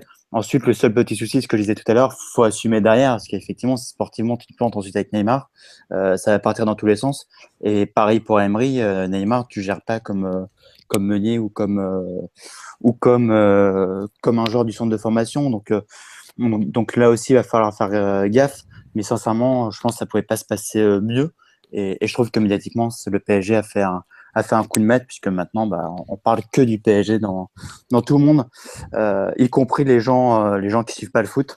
Donc ça a été vraiment un super coup, et on peut que féliciter le PSG et QSI, pardon, d'avoir réussi à le concrétiser. Ouais, juste, je vais passer sur le live parce qu'il y a beaucoup de questions là-dessus. On nous demande pourquoi ne pas avoir mêlé les deux présentations, la conférence de presse et celle avant le match, parce que c'est un peu compliqué à organiser globalement. Puis un vendredi après, il y a pas mal de gens qui travaillent aussi. Je suis pas sûr que le Parc des Princes aurait été bien plein. Il y avait quoi, allez, peut-être 500, 600 personnes devant le parc. Ça aurait peut-être fait un Là, il peu était de déjà plein au moment de la présentation, pour le coup. voilà, Et donc bon, c'est peut-être pour ça que les deux n'ont pas été mélangés. Et globalement, c'est un truc qui se fait pas trop en France. C'est pas trop dans la culture, alors que c'est très fait en Espagne. Bon, voilà. Juste ensuite, sur le truc, on nous dit ramener un star planétaire, c'est normal. Il y a beaucoup de gens qui trouvent que c'est normal, de tout ce qui s'est passé, tout ça. Tiens, on nous demande quelle arrivée vous a fait le plus d'effet, Ibra au début du projet ou l'arrivée de Neymar? Quelqu'un veut répondre à ça? Neymar forcément, parce que Neymar, on est en train de parler d'un joueur qui est voué tôt ou tard à devenir Ballon d'Or si tout se passe bien pour lui et pour nous par la même occasion. Donc Neymar, forcément. Ibrahimovic, déjà, c'était incroyable, puisque tout le monde le connaissait, tout le monde savait que c'était un joueur incroyable, inimaginable pour le PSG. Mais Neymar, médiatiquement, c'est encore une autre dimension, parce que là, on parle vraiment d'un joueur qui, non seulement a tout pour gagner les prochains Ballons d'Or, enfin, une fois que Messi et Cristiano Ronaldo s'arrêteront, en tout cas se calmeront, mais surtout, il a que 25 ans. Et d'ailleurs, Neymar, j'étais assez surpris par sa simplicité. Je trouve que son intégration, en tout cas médiatiquement, il pouvait pas faire mieux. J'ai trouvé très simple, très cool, et ça a correspondu pas mal à ce que le PSG cherche justement. Donc franchement, que ce soit pour Neymar au niveau de sa présentation ou la présentation globale du joueur, je trouve que ça a été une réussite de A à Z. Ok, bon bah très bien. On me demande pourquoi on parle de folie. Bah c'est pas trop des scènes que genre les boutiques prises d'assaut pour le maillot de Neymar. On avait jamais vu ça avant au PSG. Sa présentation, elle dure combien de temps? 20-25 minutes, non? Bon, peut-être un peu moins quand même, mais bon, c'est quelque chose. un quart d'heure, 20 minutes. Ouais, voilà, c'est quelque chose qu'on n'avait jamais vu au PSG. Moi, la dernière fois que j'avais vu un truc semblable, c'était Anelka en 2000, par exemple. Bon, on va espérer que le passage de Neymar se passe mieux, mais c'est un truc vraiment rare à Paris. C'est pour ça que je parle un peu de folie. Et bon, après, c'est sûr que c'est une star énorme qui débarque, mais je sais pas, il y a même, je sais côté parisien, il y a quand même eu 3 jours où on était complètement sur la lune, un peu comme après PSG Barcelone d'ailleurs. L'aller, hein, pas le retour. Le retour, on a été un peu moins sur la lune. Mais c'est un peu ça l'idée du débat un peu du jour, quoi.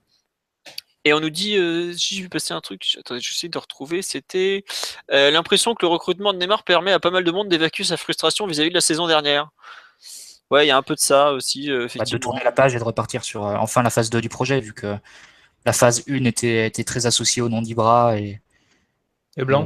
de cette première génération de joueurs, Blanc et aussi même Maxwell, Mota, même Thiago Silva. Et là, après une année où on ne sait pas trop comment la qualifier, c'était vraiment la fin de la phase 1 ou les prémices de la phase 2. Mais là, tu commences pour de bon la deuxième phase et tu passes vraiment à autre chose. Je crois que le coup de maître du PSG, Marty, tu as tout à fait raison. En football, il y a une chose qui est fondamentale, en tout cas dans les grands clubs, c'est l'enthousiasme. Et ce transfert de Neymar, ça a rendu un enthousiasme énorme au PSG. Ce que je disais tout à l'heure, on avait l'impression que le projet avait bien ralenti sur la dernière saison, en tout cas. Et là, avec Neymar, effectivement, on a oublié, enfin, c'est exagéré, mais quasiment tous les mots de la saison passée. Et ça redonne un enthousiasme à tout le club, à tous les supporters, même aux joueurs. Parce que C'est ça. on parlait de Verratti, par exemple, au début du mercato, qui gueulait du manque d'ambition, etc. Maintenant, tout ça, et ça, c'est à peine il y a un mois, hein, ça semble maintenant une ligne de l'histoire ancienne avec la signature de Neymar. Donc, pour cet ensemble de choses, c'est un coup de maître. Hein.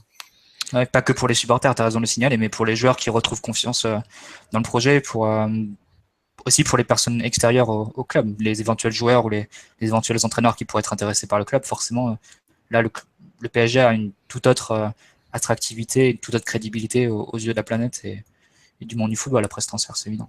T'es quand même pas en train de sous-entendre qu'Emery ne va pas réussir avec ce brillant effectif. Non, mais on sait qu'il est enfin, c'est tôt pour faire des conjectures et tout, mais il est dans la dernière année, il est dans sa dernière année de contrat et comme tu l'as dit, bon, c'est autant un cadeau qu'un piège. Hein, l'arrivée de Neymar, c'est les attentes sont tellement démesurées que ne pas arriver en demi-finale de Ligue des Champions ou ne pas survoler le championnat serait vécu automatiquement comme un gros échec pour lui. Donc. Il y a beaucoup de monde par contre qui nous fait bien comprendre que Martin Solveig c'était pas la peine qu'il vienne. Je me suis épargné, j'en suis bien content. Ouais. Non, mais sinon, la plupart des personnes ont beaucoup aimé la présentation en général. On nous dit aussi que Neymar, c'est le premier gros joueur qu'on pique à un club. Oui, il y a de ça aussi. C'est vrai qu'Ibrahimovic, quand il quitte le Milan AC, on a un peu l'impression qu'il cherche une porte de sortie, un projet décadent. Qu'on était le seul à pouvoir le payer en plus. Ouais, et puis là, Neymar, c'est un joueur qui quitte le FC Barcelone, qui est un club qui a gagné le triplé il y a 2 saisons quand même, faut pas l'oublier. Qui aurait pu gagner le championnat la saison dernière, puisqu'ils étaient encore en vie jusqu'à la dernière journée du championnat. Qui vit une période difficile d'un point de vue projet, on va dire, sur les 10 dernières années. Ils sont un peu dans leur deuxième creux là, mais qui reste quand même deuxième ou troisième grand club du moment sur la scène européenne. Donc, prendre un joueur qui est à 25 ans, donc qui n'est pas tout à fait dans sa plénitude, mais on va dire qu'il est dans sa plénitude physique en tout cas, à un club comme le FC Barcelone, c'est normal. Je pense que ça génère une telle folie, un tel état d'excitation. Je veux dire, c'est aussi important, comme vous le disiez, parce que on a un peu l'impression que le projet risquait pas de sombrer peut-être, mais de tomber de prendre une mauvaise direction après la saison dernière. Le premier été après le départ d'Ibra Blanc a été, on va dire, mal adressé, puisque le recrutement n'a pas été à la hauteur des ambitions du club. Donc c'était important pour reconvaincre les joueurs, pour reconvaincre les supporters, et puis pour la crédibilité du club et son projet de tout faire pour obtenir un joueur de ce calibre. Parce que voilà, comme le disait tout à l'heure Mathieu, c'est vrai que pour les joueurs comme Verratti, pour les joueurs comme Rabiot, pour les joueurs comme Marquinhos, etc., qui sont aussi des joueurs importants du club aujourd'hui, qui n'ont pas le même niveau, mais qui restent des joueurs super importants, et il faut aussi montrer que l'ambition, elle est là, quoi. Bon, l'ambition en football, c'est surtout dans les bureaux. Bah, pas que, mais bon, c'est vrai que ça se joue un peu comme ça maintenant. Surtout dans les bureaux. Ouais. Bon, donc là, globalement, je trouvais ça normal, tout ce qui s'est passé autour. Moi, j'avoue que le coup de la Tour Eiffel, j'ai pas trop compris pourquoi d'un coup, mais bon. Après, il y a quelque chose aussi, Philo, c'est que l'une des raisons pour lesquelles Neymar quitte le Barça, c'est aussi son envie de reconnaissance et sa volonté d'être au cœur d'un projet, d'être le centre de l'attention. Ah bah Je là, pense il a que le été. PSG, à partir de ce moment-là, était obligé de faire quelque chose de spectaculaire.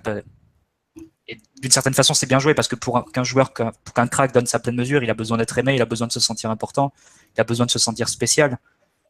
Et je pense que c'est pareil que pour le geste de Pastore qui lui laisse le 10. Je pense que ce sont des attentions ou des signes qui sont de nature à tout de suite mettre Neymar dans le bon sens et de le Ouais, faire sentir important dans l'équipe et dans le championnat même. c'est ça, c'est pour le Et ça, c'est renforcer quelque chose qui va lui permettre de donner son meilleur. Ouais, c'est pour renforcer sa confiance et puis lui donner les responsabilités qu'il est venu prendre dès les premiers jours. C'est vrai qu'il voilà, il quitte Barcelone pour ça. Enfin, personnellement, je pense qu'un joueur de ce calibre, quand il quitte un grand club, pour un mouvement qui, a priori, d'un point de vue sportif, est vraiment vers le bas, c'est parce qu'il est à la recherche de quelque chose sportivement. Parce que c'est vraiment Neymar fait partie des joueurs qui peuvent décider le succès d'un club et qui peuvent vraiment marquer l'histoire du football quand il est actif. Donc, à mon avis, il y a une telle ambition sportive chez le joueur.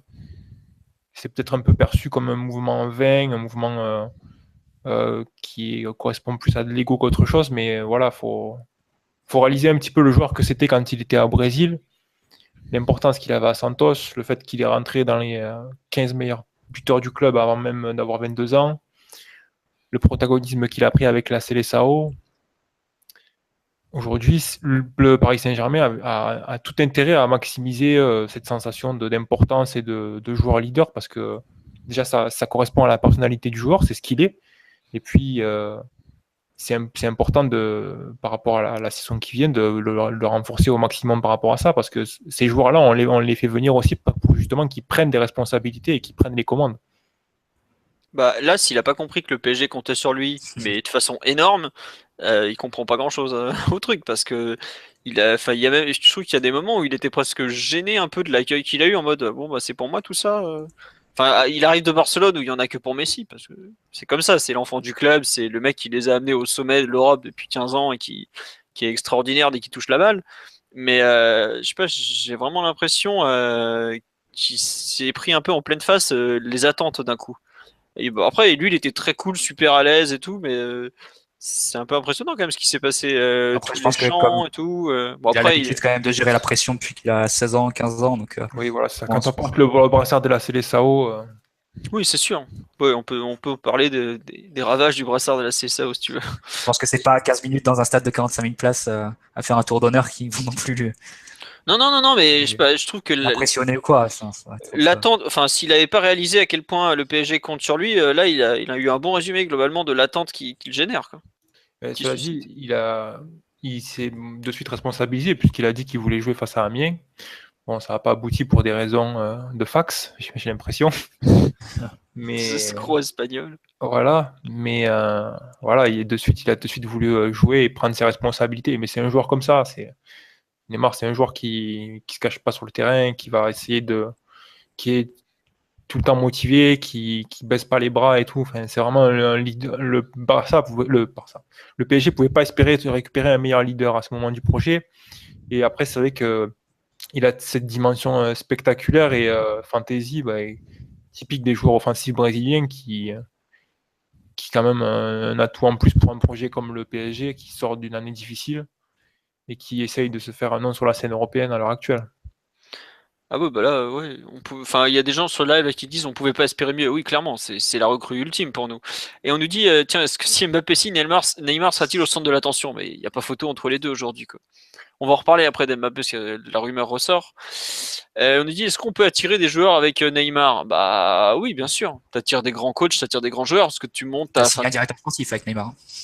Et même au sens strict du terme, parce que bon, il a quand même fait venir des joueurs comme Douglas à Barcelone, où enfin, son père avait essayé aussi de placer Lucas Lima ou Coutinho. Mais oui, non, mais c'est sûr qu'en termes de crédibilité, enfin, il y a beaucoup de joueurs, et comme j'ai dit tout à l'heure, d'entraîneurs qui vont vouloir venir pour pouvoir jouer pour pouvoir côtoyer Neymar. Ça, c'est une évidence. Déjà, tu récupères un joueur comme Daniel Alves. Ouais. Bah, si ce qu'a dit Alves c'est vrai, comme quoi c'est Neymar qui l'a un peu poussé à rejoindre le PSG, effectivement, Neymar a pesé davantage que Guardiola dans ce sens-là. Peut-être qu'il lui a posé directement, ou peut-être que le PSG lui a dit que Neymar était en train d'arriver et que il avait l'opportunité de le rejoindre. Donc, dans tous les cas, l'influence du joueur, je pense qu'elle est évidente.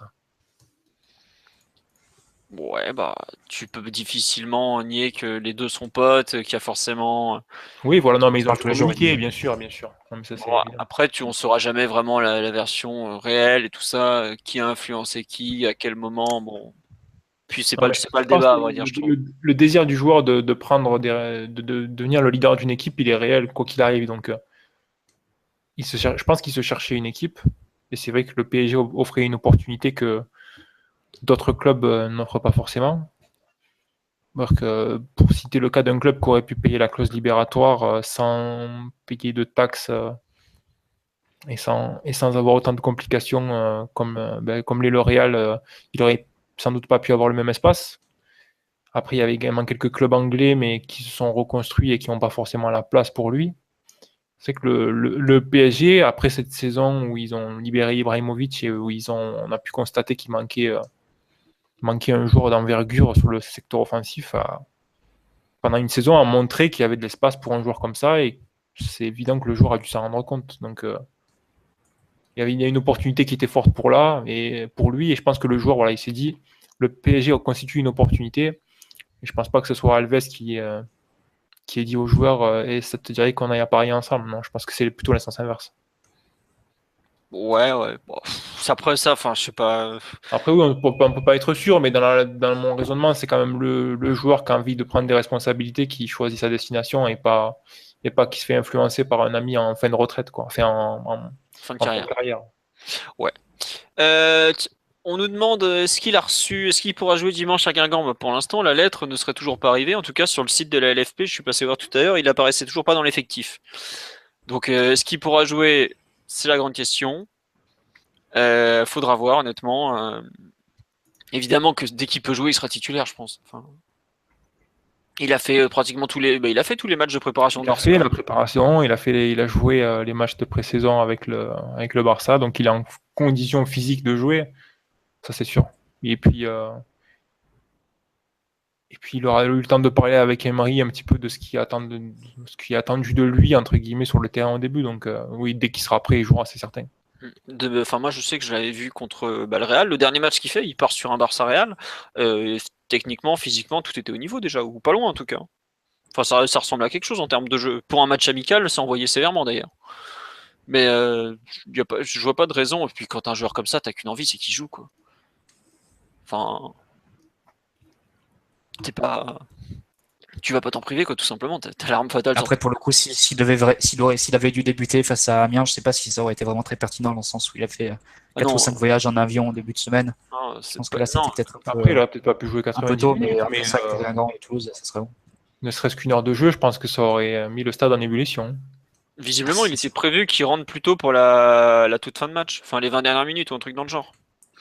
Mais là, avec une semaine de préparation pour aller à Guingamp, je suis pas sûr qu'il commence sur le banc de touche cette fois-ci. Hein. Même si, ok, c'est mieux de débuter au parc, tout ça, au bout d'un moment, c'est bon. T'as le niveau, tu joues, quoi. On va pas perdre de temps. Hein. C'est donc Jordan Ikoko qui risque d'essuyer les plâtres. Ah non, mais c'est un mal pour un bien, parce que pour résister à l'enfer du Roudourou, il fallait au moins le préserver pour ce match contre Amiens. Écoute, on n'a pas souvent gagné là-bas, je te rappelle. On a eu des illusions terribles. C'est pas du tout ironique, hein, Philo. Non, mais lui, il se moque, Alexis. Il passe son temps à se moquer. Parce qu'on nous dit toujours, oui, le but de Ronaldinho, tout ça.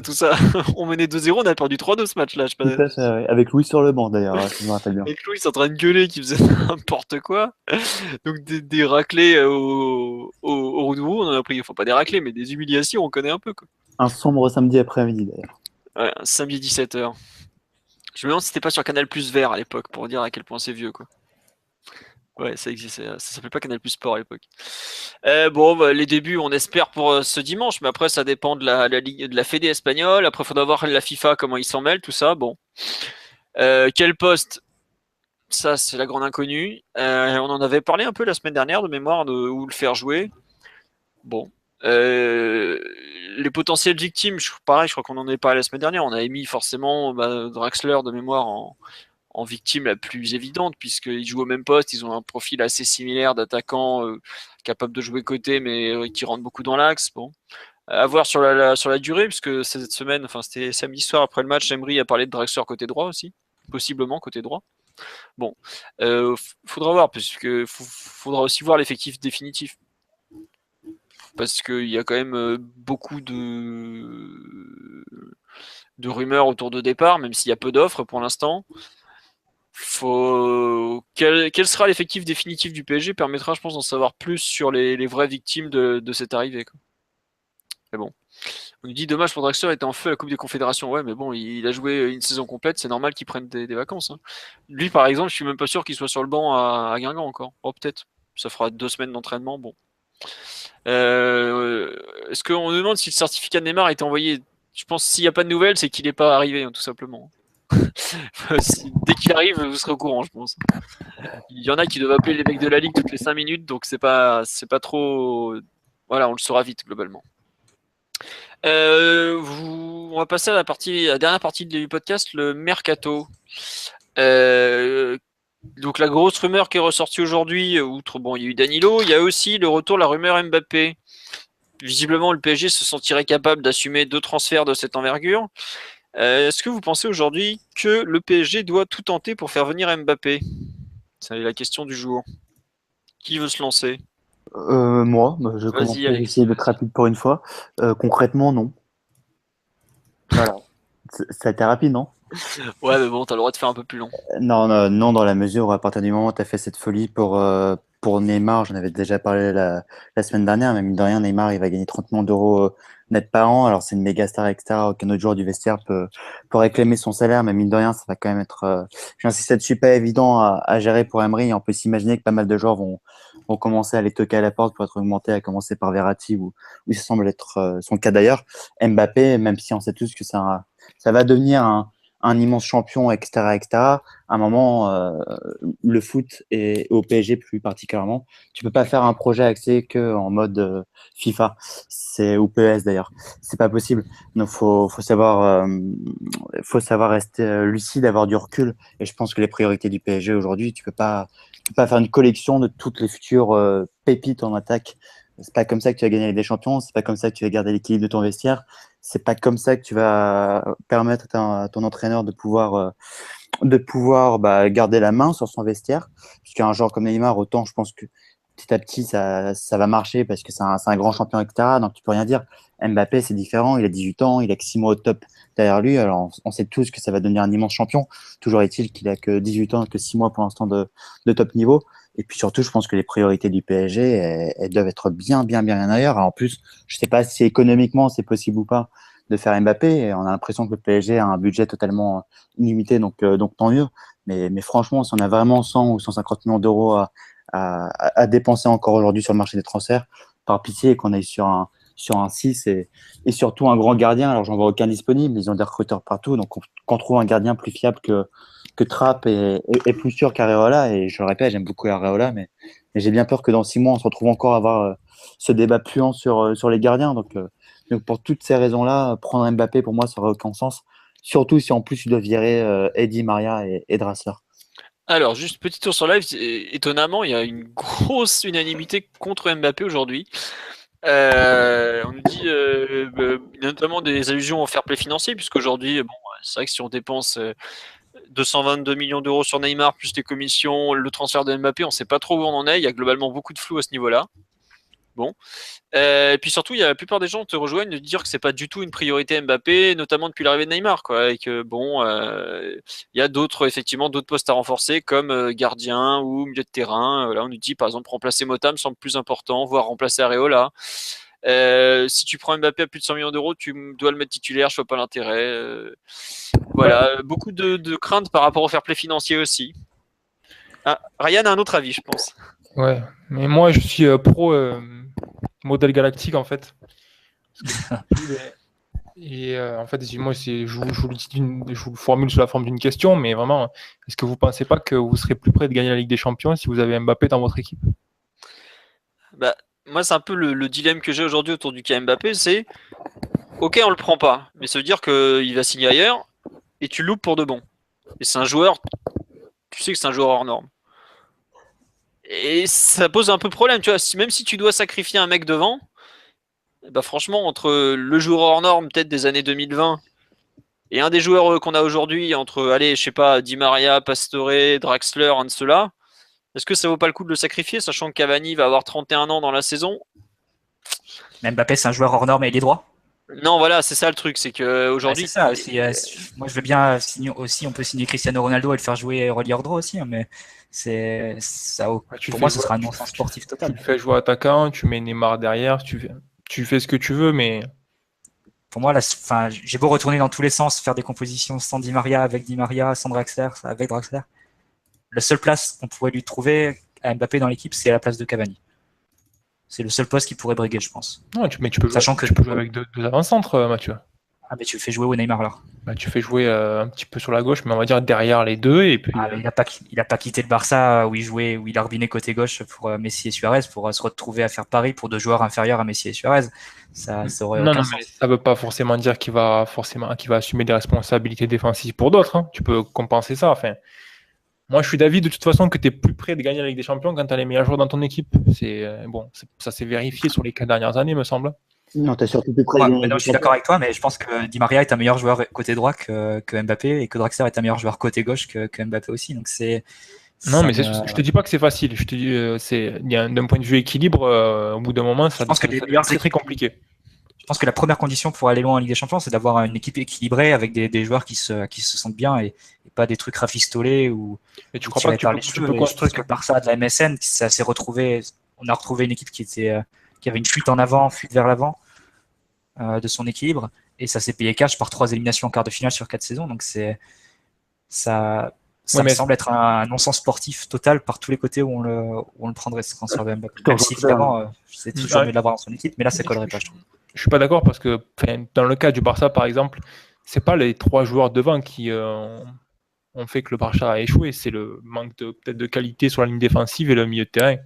Les 3 joueurs qu'il y avait devant, ils ont solutionné des problèmes énormes. Même Neymar l'a fait la saison dernière où il a assumé un petit peu les responsabilités que Messi avait lors de la première saison de Luis Enrique. Un but toutes les 39 minutes pour la MSN ensemble, au passage. Non, mais c'est ça, c'est une machine à produire des buts. Et le plus important dans un match de foot, ça reste de marquer des buts, hein, qu'on se le dise. Hein. Ah, mais quand t'as une défense qui en encaisse 1,5 par match, il me semble, en match à élimination directe. Si tu joues avec Neymar, Mbappé et Cavani, Non, mais ton pouvoir d'intimidation, il est quand même différent. Là, Mbappé côté droit, je sais pas, franchement. Ryan, je t'aime beaucoup, mais sincèrement, je pense pas qu'au PSG, on a les épaules pour pouvoir accepter et digérer tout ça. Ça fait des mois, enfin des années qu'en Ligue des Champions, on parle de notre manque d'équilibre, que chaque année, à chaque gros match de Ligue des Champions. C'est le talent qui manque, Alexis. C'est pas moi, je pense pas que ce soit le talent. Moi, je pense qu'on n'a aucun équilibre. C'est une équipe qui n'a pas le sens du sacrifice, en tout cas pas encore, et que le PSG aujourd'hui est pas assez mûr pour se retrouver à avoir 40 stars devant. Franchement, c'est pas Football Manager. Le Real, ils peuvent le faire, parce qu'on sait que l'institution est plus forte que tout. Et t'es bien placé pour savoir que, surtout, les pauvres de t'as Casemiro, Kroos et Modric derrière avec une défense incroyable. En plus, c'est ça. Qui sacrifie. On en revient à la même chose. C'est une histoire de talent. Ce qui coule le Barça, le PSG l'an dernier Ligue des Champions, c'est quoi? C'est le manque de talent de sa ligne défensive.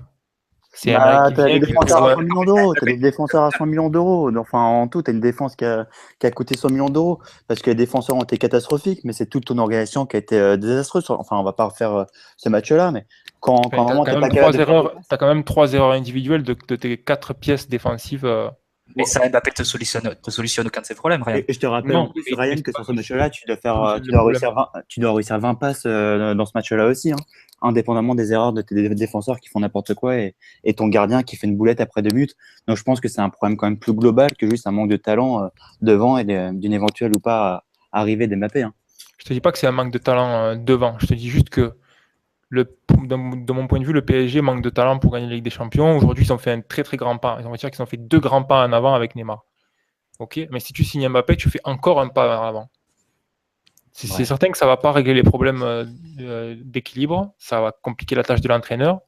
Et ça ne change pas le fait qu'il manque du talent en ligne défensive et ça manque de variété au milieu de terrain. Mais n'empêche que dans un grand match, je préfère avoir Cavani, Mbappé et Neymar sur le terrain. et le pouvoir d'intimidation que tu as sur ton adversaire à ce moment-là, il est quand même différent. Bah, moi, je préfère avoir Cavani et Neymar et pas faire de révolution devant une équipe équilibrée Mais tu qu'avoir peux faire une équipe équilibrée. Tu peux toujours trouver quelque chose. Avec des joueurs de ce niveau, il y a toujours la possibilité sur un match. Je crois que ça s'est vérifié vraiment de nombreuses occasions en quart et en demi-finale de Ligue des Champions sur les 10 dernières années, qu'un entraîneur, il est capable sur un match ponctuel de faire le travail mental nécessaire autour d'un joueur pour lui donner des responsabilités et essayer d'en tirer le maximum sans déséquilibrer son équipe. C'est dans l'ordre du possible. C'est pas C'est facile. pleinement la philosophie d'Ancelotti. En tout cas, il dit Oui. on met les meilleurs joueurs sur le terrain et après on trouve un équilibre Oui, oui. tiré par les cheveux et on essaie de construire avec les outils. Ce sont eux qui te gagnent les matchs, Mathieu. C'est aussi simple que ça. Non, mais attends, toi qui es supporter du Real, j'entends bien ce que tu dis. Forcément, tu as plus de chances de gagner des champions avec Neymar, Messi, Cristiano Ronaldo dans ton équipe que sans. Maintenant, je le répète, le PSG, c'est pas encore le Barça, c'est pas encore le Bayern, c'est pas encore le Real. Et Ancelotti, il est pas encore à la hauteur de ces entraîneurs-là, quoi qu'on en dise, y compris Zidane, puisque Zidane, pour l'instant, il est en train de gérer son vestiaire en main de maître. Mais justement, toi qui es fan du Real, tu as vu le premier Real de Galactique de Pérez, tu as vu pourquoi ils se sont ramassés et tu as vu pourquoi le Real de l'ère 2 de Pérez est en train de cartonner. C'est parce qu'ils ont compris que fini les folies, ou en tout cas on fait des folies, mais on fait des folies entre guillemets mesurées. D'ailleurs, c'est par hasard qu'ils sont en train que de recruter des petites jeunes pépites espagnoles, par exemple, et plus des stars à 200 millions d'euros comme ils faisaient par le passé, comme c'est par hasard que l'homme qui a permis au Real de renaître, enfin tactiquement en tout cas, ça a été Casemiro. Moi au PSG, je pense qu'on n'a pas encore la maturité pour pouvoir faire des révolutions devant et acheter deux joueurs à 100 millions d'euros, enfin 200 millions d'euros, même dans le cas de Neymar. Je pense que Neymar, c'est déjà en soi une grosse révolution, mine de rien, et qui va nous apporter énormément. Maintenant, Mbappé, je pense, malgré tout le talent qu'il puisse avoir, et c'est sûr qu'il a fait une très grande carrière, il sera un très très grand joueur, faire les deux en même temps cet été, pardon, franchement, moi, ça me paraît être un suicide sportif. Enfin, quand je dis suicide, c'est prendre un énorme risque sans être certain d'avoir une rentabilité derrière. Déjà qu'avec Neymar, tu n'es pas sûr de passer un cap en Ligue des Champions. T'imagines, c'est avec Neymar, Mbappé, tu fais des transferts à 400 millions d'euros, tu te ramasses encore cette année en Ligue des Champions, mais ça va être invivable. À un moment, la notion de spectacle, il faut que ça soit bien quadrillé, tu vois ce que je veux dire, il faut que ça soit limité. Est-ce que tu penses que est-ce que vous pensez que le gap qu'on ferait entre de passer de Di Maria ou Draxler à Mbappé justifierait le fait de sacrifier de l'équilibre et de perdre en cohérence dans l'équipe? Moi, je suis pas sûr que ce que t'apporterait en plus Mbappé. Déjà, c'est ce que Mbappé apporterait plus que Di Maria et il t'apporterait plus, ça reste le plus important. En partant du côté, tu penses? Mais tactiquement, ok, il y a un travail pour l'entraîneur, il doit construire une équipe qui va permettre d'exploiter ses trois meilleurs joueurs et ça sera pas facile. Ça ne serait pas facile, on va parler au conditionnel. Mais n'empêche que le potentiel le plus haut pour l'équipe, il est là. Si tu alignes les meilleurs joueurs. Parce que juste tu parlais d'un losange tout à l'heure avec Neymar en 10 et par exemple derrière Cavani et Mbappé, mais un losange défensivement, on est d'accord qu'il y a deux façons de l'animer. Soit c'est les milieux relayeurs qui sortent sur les latéraux adverses et qui couvrent les côtés, auquel cas c'est généralement le numéro 10 qui redescend pour former la ligne de 4 au milieu, ce qui pourrait te donner dans le cas du PSG un super double pivot Mota, Neymar et Verratti et Matuidi qui couvrent les côtés. Soit c'est les deux attaquants qui vont faire le travail sur les côtés, et auquel cas c'est le numéro 10 qui reste plus dans l'axe. C'est un peu ce que faisait le Nice avec Puel et Ben Arfa qui restaient dans l'axe pendant que Germain était à travailler sur les côtés. Ça me semble dans les deux cas complètement imaginable que Cavani, Mbappé, Neymar, dans les deux situations, fassent ce travail défensif-là, personnellement. Tu peux l'équilibrer de façon différente. Tu peux par exemple faire basculer Neymar sur le côté gauche en phase défensive et Cavani à droite. Tu peux défendre en 4-1-4-1. Tu peux défendre avec une ligne de 3. Enfin, tu veux dire, il y a plein de possibilités. Et sur un grand match, de toute façon, tu peux demander ponctuellement à ces joueurs-là, quoi qu'on en dise, tu peux le faire. Franchement, Neymar, je suis sûr que si tu lui demandes trop de responsabilités défensives, tu vas te retrouver avec un rendement qui sera en dessous de celui que tu attends et de celui Je crois que s'il joue une demi-finale de Ligue des Champions s'il joue une demi-finale de Ligue des Champions avec le PSG, tu crois que si tu lui demandes de faire un travail de pressing important, tu crois qu'il va pas le faire? Mais tu crois que ça jouerait pas sur son rendement offensif de le faire jouer plus loin du but mais ça te rapproche plus près de la victoire de toute façon. C'est ton objectif, c'est quand même de gagner. Pour moi, ce qui te rapproche le plus de la victoire, c'est de faire jouer Neymar, ton meilleur joueur, et même si Mbappé arrive, ce sera toujours Neymar, ton meilleur joueur avec une différence importante. C'est de le faire jouer dans les meilleures conditions et près du but. Non, mais ça je suis d'accord. Si tu arrives à sacrifier défensivement, pour Mbappé et pour Cavani, je verrais pas la plus-value que tu gagnerais en fait. Non, mais ça me t'as semble pas très incertain. nécessité de sacrifier. Déjà, en championnat, tu peux quand même t'équilibrer. Normalement, tu peux t'équilibrer avec le ballon, surtout avec les milieux de terrain que tu as. Enfin, il y a des possibilités. Je te dis pas que ce serait facile, mais bon. Moi, mon point de vue, c'est que c'est les meilleurs joueurs qui te rapprochent de la victoire en Ligue des Champions. Et si ton entraîneur il n'est pas capable de construire un schéma qui tient la route avec, par exemple, 3 joueurs comme ça, j'ai envie de dire, tu t'orientes vers un entraîneur qui est susceptible de le faire. Mais tu te rapproches comme ça de la Ligue des Champions. Parce que quand tu regardes le plus haut niveau aujourd'hui, quand tu regardes les équipes qui jouent les demi-finales et les finales de Ligue des Champions, il y a un talent sur le terrain qui est monstrueux. Essayer de combattre ça avec 1 ou 2 joueurs hors normes et beaucoup d'équilibre, ça garantit absolument rien. La Juventus s'est fait corriger en finale de Ligue des Champions par le Real, alors qu'il y avait une paire de joueurs d'exception sur le terrain. Ils ont aucun joueur du talent de Neymar et de Di Maria dans l'équipe, là, Ouais, ils ont des joueurs comme Dybala ou comme Higuaín qui sont des joueurs largement du niveau ou supérieurs à Di Maria. Ils n'ont pas un Neymar, ça je te l'accorde complètement.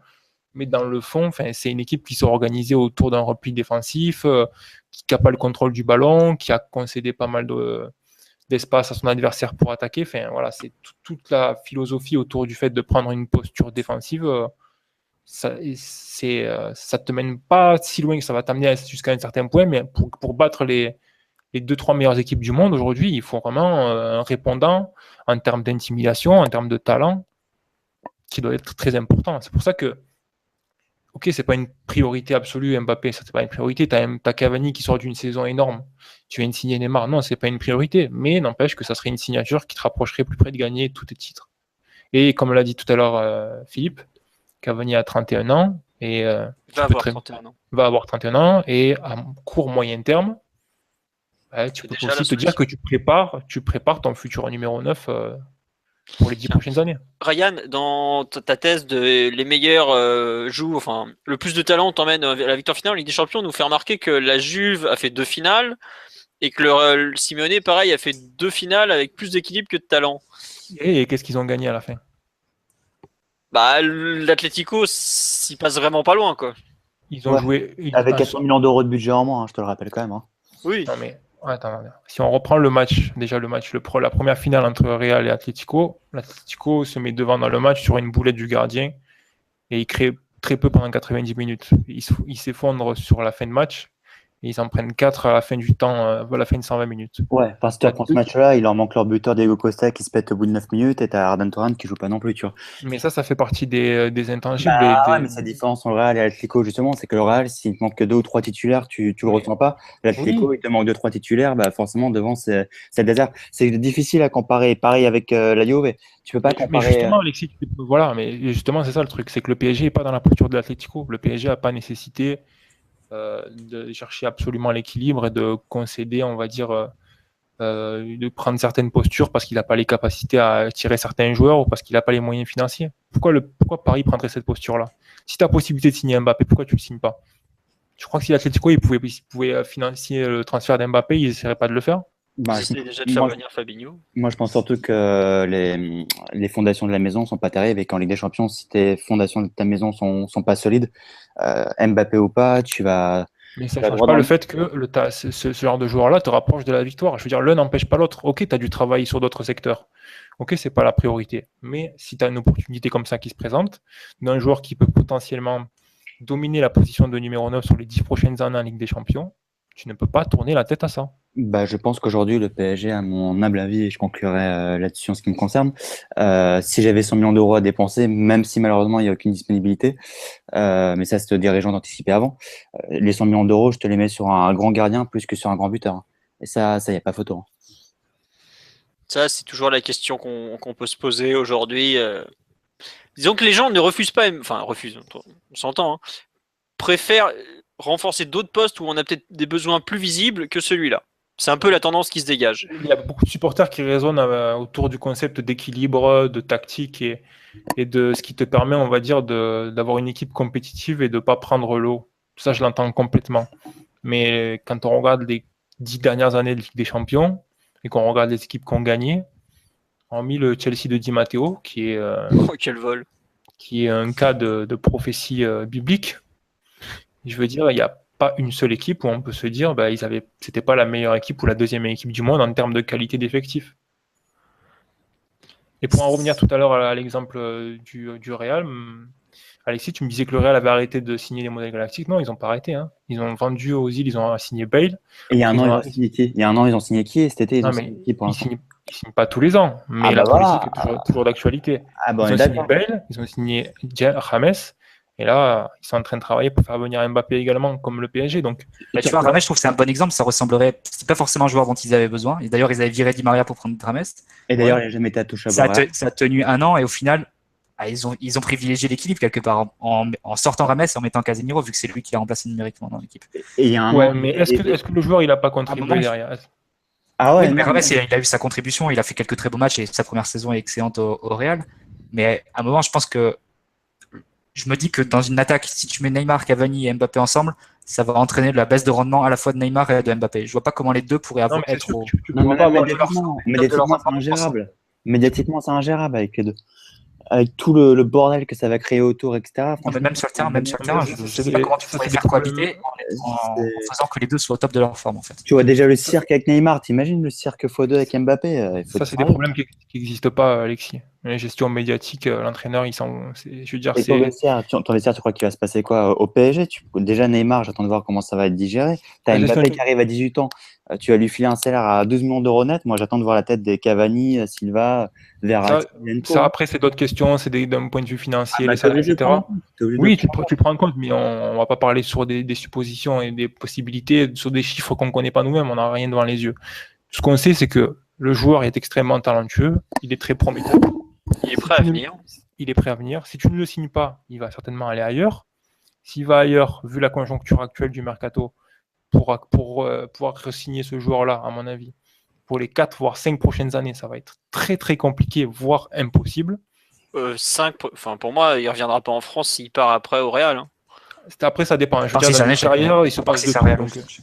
Oui, voilà. Mais on va dire que on est dans une situation où le concept de club intermédiaire qui permet d'aller vers un plus grand club, c'est en train de disparaître. Les joueurs, ils passent de leur club formateur ou de leur club qui les a révélés à un grand club et après, ils sortent plus.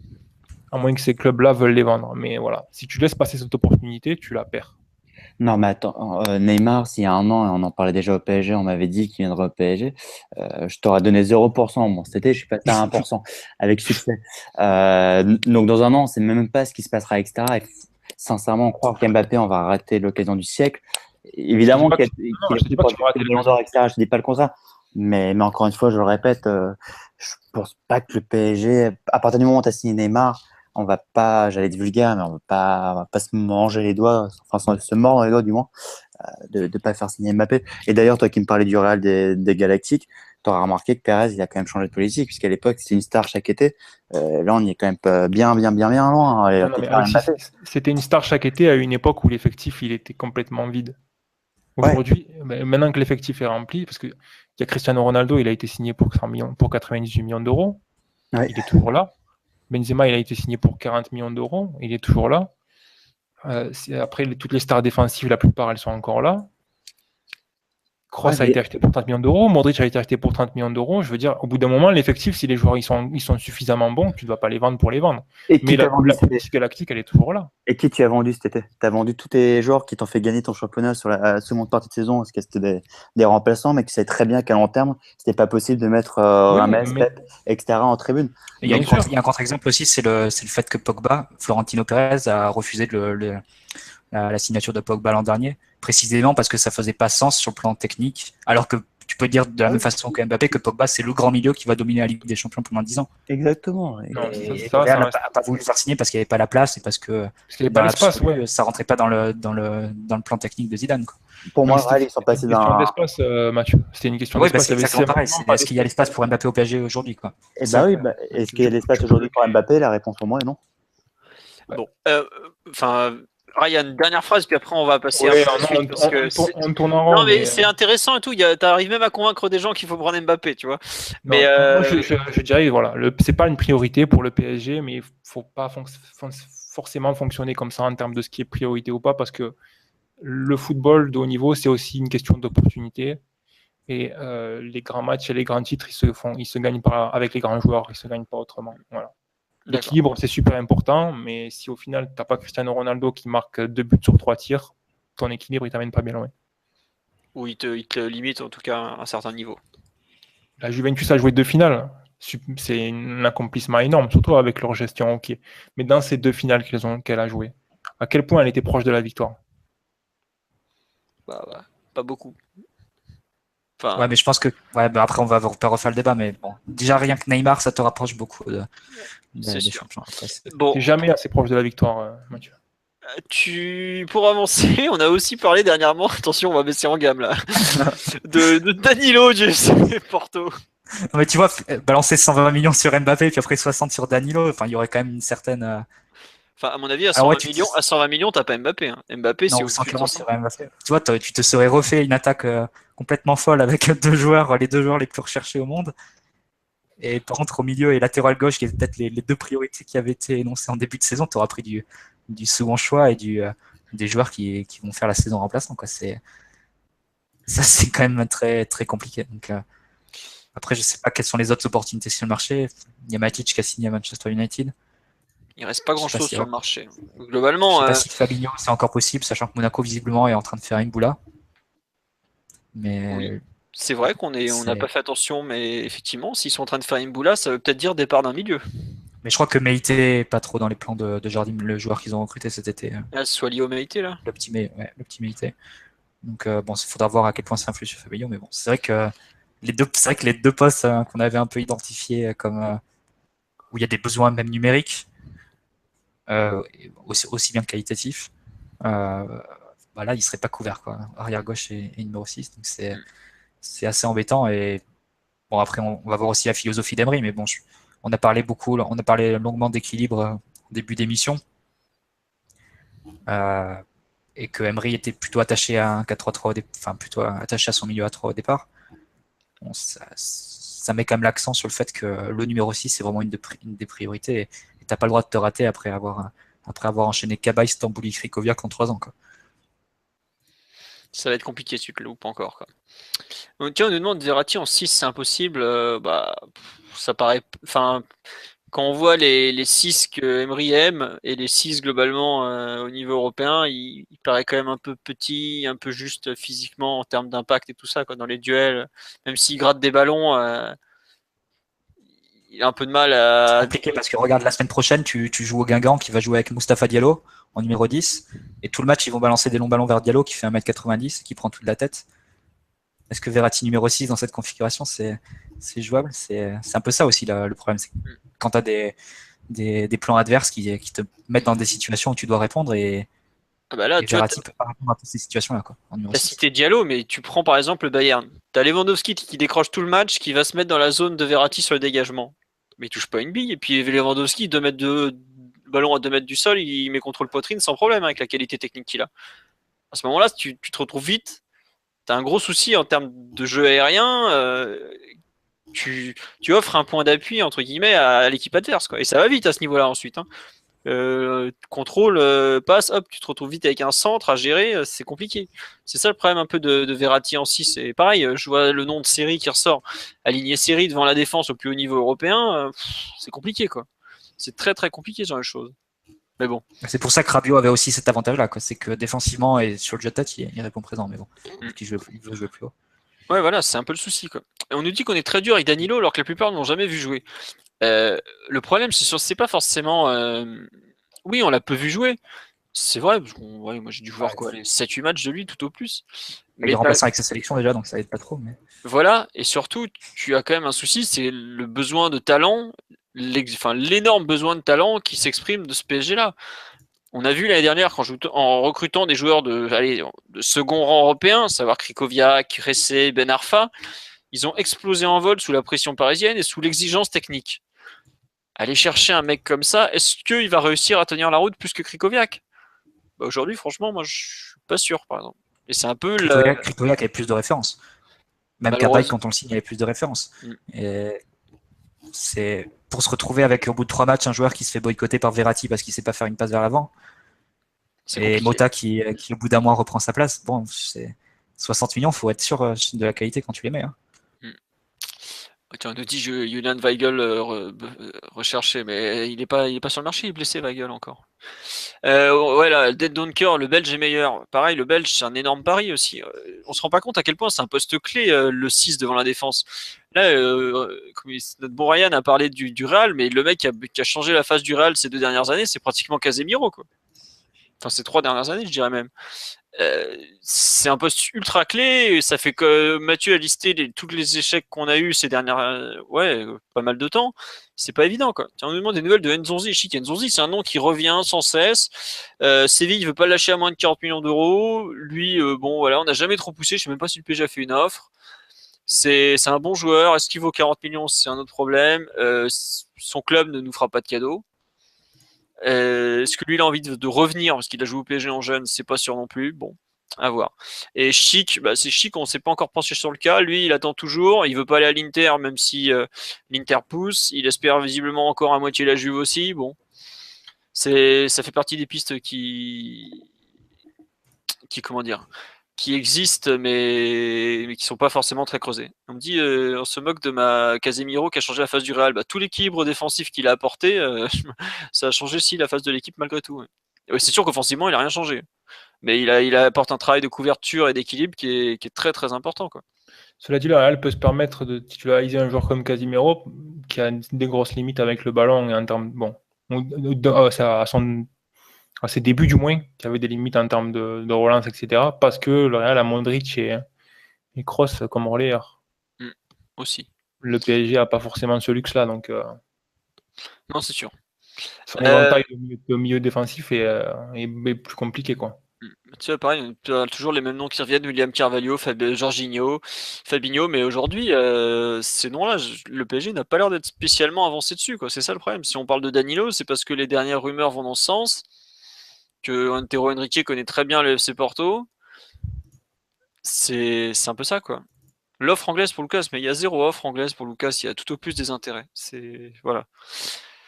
Bon, concernant Oblak, c'est la rumeur qui est sortie, c'était vendredi dans Abola, bon, qui a annoncé un rendez-vous à venir. Ça paraît un peu sorti de nulle part, pardon. Même s'il y a effectivement le PSG qui s'est renseigné sur Rui Patricio.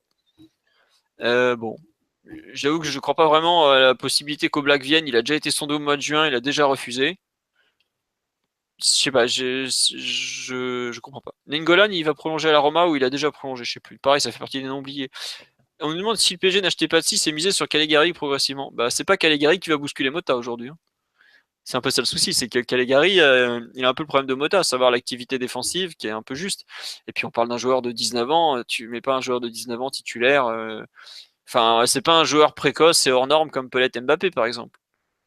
Aujourd'hui, Calegari, c'est un joueur qui, en termes de développement physique, de maturité, est encore en dessous qui est entre Edouard et Iconé. Iconé, il est à peine titulaire à Montpellier, par exemple. Et Edouard, on a vu qu'il avait eu des difficultés à Toulouse l'an dernier. Donc, il y a aussi un besoin de performance qui est important, quoi.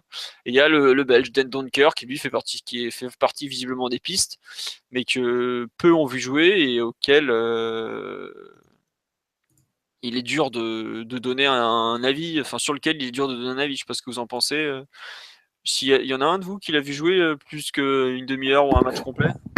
J'avais observé un peu Anderlecht pour Steve Matz quelques matchs, mais si, c'est un bon joueur, mais après je sais, c'est toujours difficile à prévoir le saut qu'il y a vu le saut qu'il y a entre la première division belge et une équipe qui aspire au top 4 européen, quoi. Donc c'est vraiment trop difficile de faire des projections, mais effectivement c'est un bon joueur. Mais il vient à peine d'arriver en sélection nationale, il me semble. Donc, oui, il a 2 sélections. Ouais. Il est tout jeune. Mais franchement, c'est compliqué parce que c'est un secteur qui est très décrié. Sur le live, effectivement, même toute la saison, on parle de Mota, de Matuidi qui sont très critiqués, de Rabiot qui doit progresser beaucoup, de Verratti, même beaucoup, qui avait été critiqué au moment de ses envies de départ. Mais au final, tu te rends compte que c'est 4 joueurs d'un certain niveau, vu que 3 joueurs sont arrivés depuis, dont 2 internationaux affirmés comme Kaba et Krikoviak. Et ils ont complètement sombré devant cette concurrence des 4 là, et on finit par être 5e, 6e, 7e, 8e choix, quoi, au milieu. Donc c'est pas si facile que ça de se faire une place dans le milieu du PSG, et là, même s'il est très décrié, et le besoin de qualité, enfin tu dois avoir un joueur d'une grande qualité pour qu'il puisse se faire sa place, et et être dans le 11, quoi. Donc et les pistes qui circulent, enfin, me laissent beaucoup de doutes par rapport à cette qualité-là, enfin, au fait que ces joueurs-là aient la qualité suffisante pour se faire une place. On nous dit, tiens, la solution est simple, Rabiot en 6. Oui, bah oui, c'est la solution de l'évidence, mais comme tu le dis dans le même tweet, Alex, il refuse. Donc, enfin, ça fait partie des solutions. Après, est-ce que les circonstances vont pas le pousser à jouer à ce poste-là? Mais ça sera ça. Mais aujourd'hui, le PSG peut pas partir. Enfin, on va devoir négocier la prolongation de contrat de Rabiot.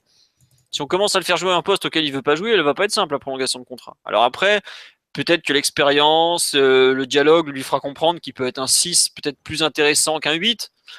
Et dans ce cas-là, ça t'offre de toute autre perspective et ça te résout la recherche d'un successeur. Mais aujourd'hui, c'est très très compliqué à ce niveau-là. Bon. Sur le milieu défensif, on va avancer, puisque Fabinho, il y a toujours la même question à savoir est-ce que Monaco acceptera de nous vendre un joueur? Bon, à voir. C'est pas gagné, hein, ils ont quand même refusé 45 millions d'euros. Bon. Les autres rumeurs au niveau des départs, il y a. Bon, qu'est-ce que vous en pensez de la. Enfin, c'est même pas vraiment une rumeur à propos de Draxler, son agent Roger Wittmann, qui s'est retrouvé à Barcelone pour. Pour comment dire? Pour on sait même pas trop quoi. Ce que vous trouvez. Ça a été confirmé déjà?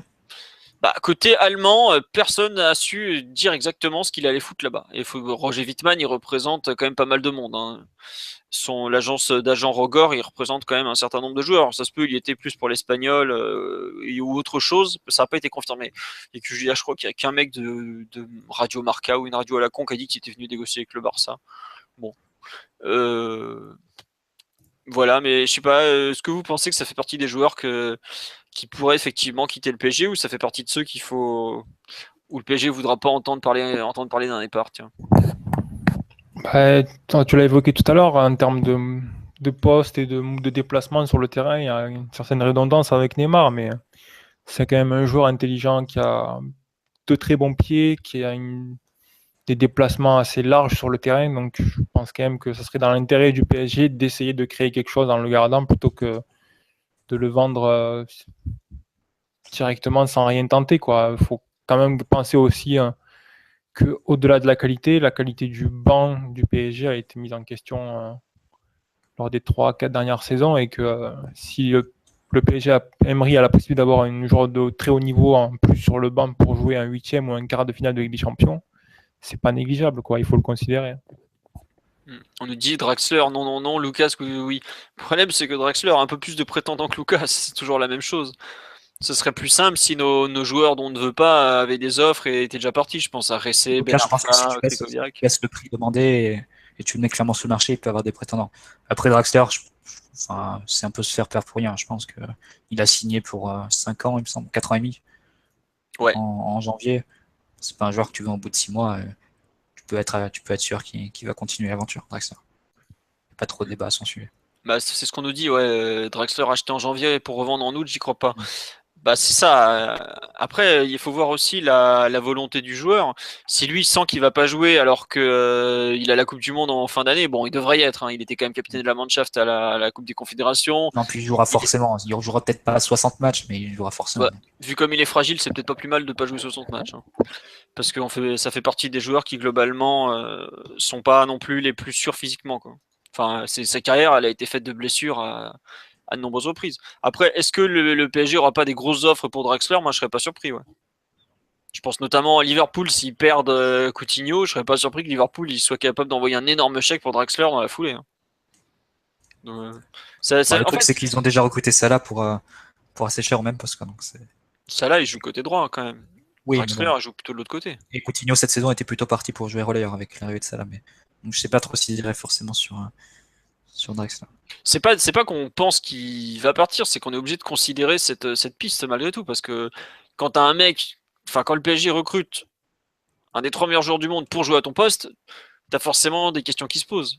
Donc c'est un peu le souci. Tu peux pas passer à côté de la question. C'est comme Di Maria, forcément il y a des questions autour de son départ, mais pareil, Draxler ou Di Maria, je me demande qui va venir les chercher, quoi. Di Maria, par exemple. Di Maria évolue à droite, hein, il devrait pas y avoir la même question. Ouais, mais ça fait partie des noms qui reviennent régulièrement. On sait que son agent a été quelques fois en Italie au cours des derniers mois. Tu étais obligé de considérer cette possibilité, quoi. Ouais, non, mais après, il y a peut-être aussi des aspects financiers auxquels on n'a pas accès, donc c'est difficile de savoir. Mais sur le terrain, en tout cas, la cohabitation entre Neymar et Di Maria, il n'y a aucun problème. Ouais. Effectivement, bon, Le il y a truc quand Di même. Maria, c'est que si tu fais Mbappé, ça sera un gros salaire en plus. À un moment, Ouais, il faut voilà, bien c'est peut-être libérer des la questions financières, tout simplement. Et forcément, Di Maria, c'est celui qui se retrouve le premier dans la liste. Mais bon, je pense que je comprenais même pas qu'il y ait débat. Ce serait une perte inestimable pour le PSG de lâcher Di Maria et pas enfin, c'est un joueur que tu pourrais pas remplacer cet été, c'est clair. Et tu perdrais beaucoup, tu perdrais en création, tu perdrais Et puis, capacité à jouer entre les lignes, sachant que tu vas perdre sans doute Matuidi cet été. Donc c'est ton dernier joueur qui sait faire quelque chose entre les lignes. Tu perdrais en accélération, tu perdrais en dribble, tu perdrais en centre. Et quand tu as un attaquant qui s'appelle Cavani, c'est assez utile. Enfin, je comprendrais vraiment pas que Paris, d'un point de vue sportif, ce serait un non-sens total de se libérer de Di Maria. Il y a beaucoup de monde sur live qui soutient le fait qu'il faut pas se lâcher ni l'un ni l'autre, mais après, c'est un peu la question financière qui va trancher. Hein. Au bout d'un moment, Et tu quoi peux qu'il pas arrive, si empiler, Mbappé empiler, vient, je empiler. pense que quoi qu'il arrive, si Mbappé vient, ça libère forcément soit Di Maria, soit Draxler. Parce qu'il n'y a aucun entraîneur au monde qui peut gérer Di Maria, Draxler, Pastore, Cavani, Mbappé et Neymar. 6 joueurs de ce niveau et de ce statut-là, ça me semble complètement illusoire de pouvoir les garder de pouvoir les garder ensemble toute une saison, au-delà même des questions financières qui en plus rentrent en compte. Bah, Donc pour moi, la question c'est que si Mbappé vient, il y aura forcément un gros départ devant. ça dépend est-ce que tu penses que par exemple Lucas, ça serait un gros départ?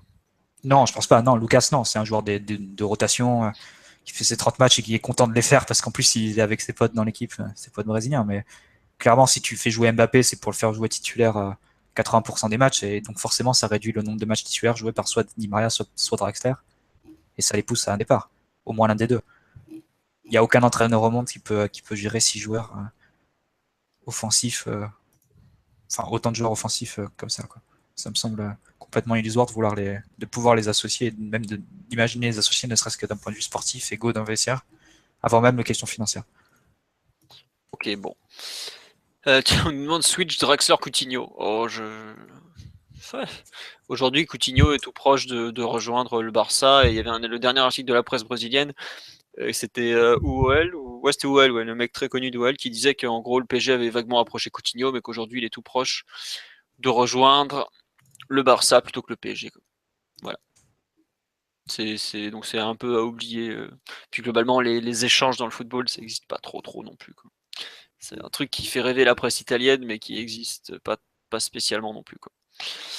Bon, je pense qu'on a globalement fait largement le tour de l'actualité du PSG pour cette semaine. On remercie les 715 qui sont encore fidèles à cette heure-là.